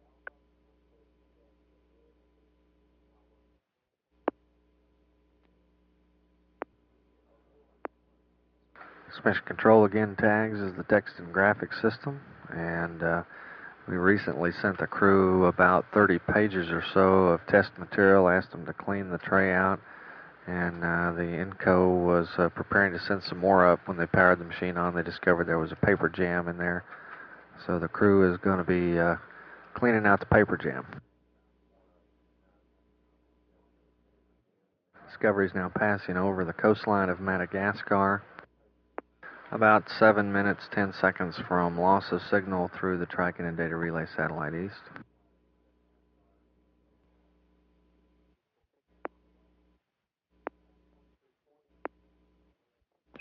Discovery Houston, 2 minutes till LOS Tidris East.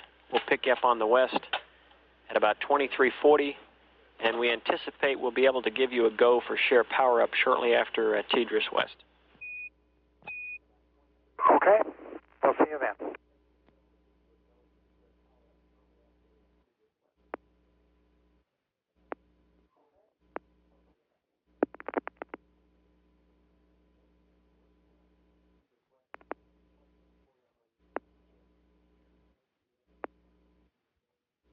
Discovery Houston with you now through TDRS West, and I got a flight note for you on your PCS config. Go ahead. Yeah, I think we misspoke earlier in the day when you asked a question about the O2 reg inlet systems, both valves being open. You were ahead of us. There was a 482 processed, and the O2 reg inlet system 1 should be closed on MO10W, and you go to do that. Okay, we'll put that in work. That's complete.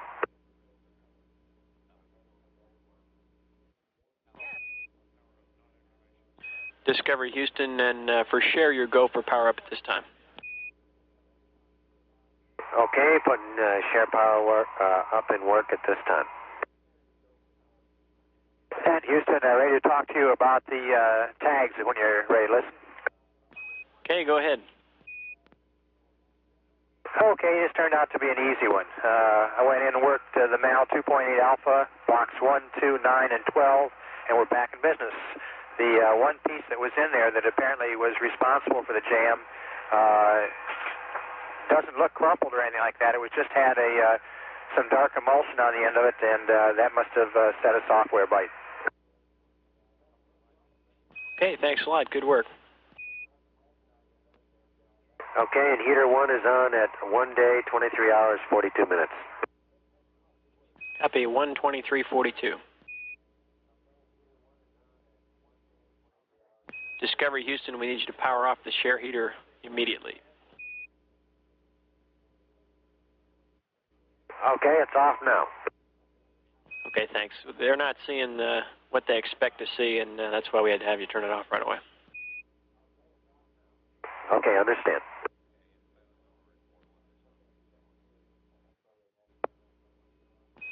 And Discovery Houston, for share, what the payload people saw was what they thought to be the formation of a bubble. They thought if they turned the heater off, that would discontinue that formation. Okay.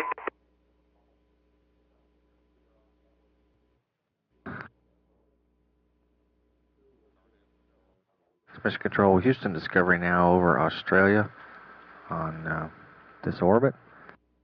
Crew was given the go to power up the share experiment as they came up over the hill here.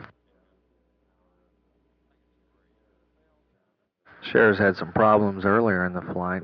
The history of it is that when the first data take ran for share, and that was initiated by turning on heater number 1. Discovery Houston, for Bob, we'd like, if possible, for you to mark or annotate in some way that page that you found that caused the jam, plus the 3 additional pages that you advanced through the tags in Block 12. Okay, that's already done. Yeah, thanks a lot. We'll take a look on it when you guys get back. Mission Control, that transmission concerned the in-flight maintenance procedure underway that Bob Springer is working on. He's clearing some paper jams from the text and graphics system, and the request was that he mark those pages that he pulled out of there so that they could be looked at by experts on the ground once the vehicle lands, and he's already done so, one step ahead. Meanwhile, with share, to give you a little history on that, when it was turned on and the first data take was initiated, that was done by turning on heater number 1. When that took place, one of the 6 parallel legs of the evaporator in that system dried out and the heater was turned off. After several minutes, the evaporator had cooled down and the heat pipe was reprimed. Startup was again attempted and the evaporator dried a second time. It is theoried that the Flight Day 1 activities with cold attitudes used on that day, cold relative to share, that is. We did a TDRS deploy and had several alignment attitudes that we were in.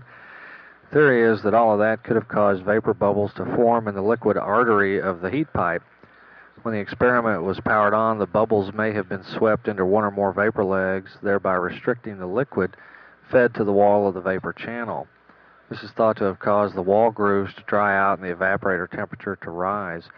Continued operation under that type of load is not possible. Therefore, the first data take was not successful. In the meantime, analysis seems to conclude that activities during Flight Day 2 are thought to have vented any of the vapor bubbles remaining in the liquid arteries, and so therefore we are powering up share here, and we'll see how that runs.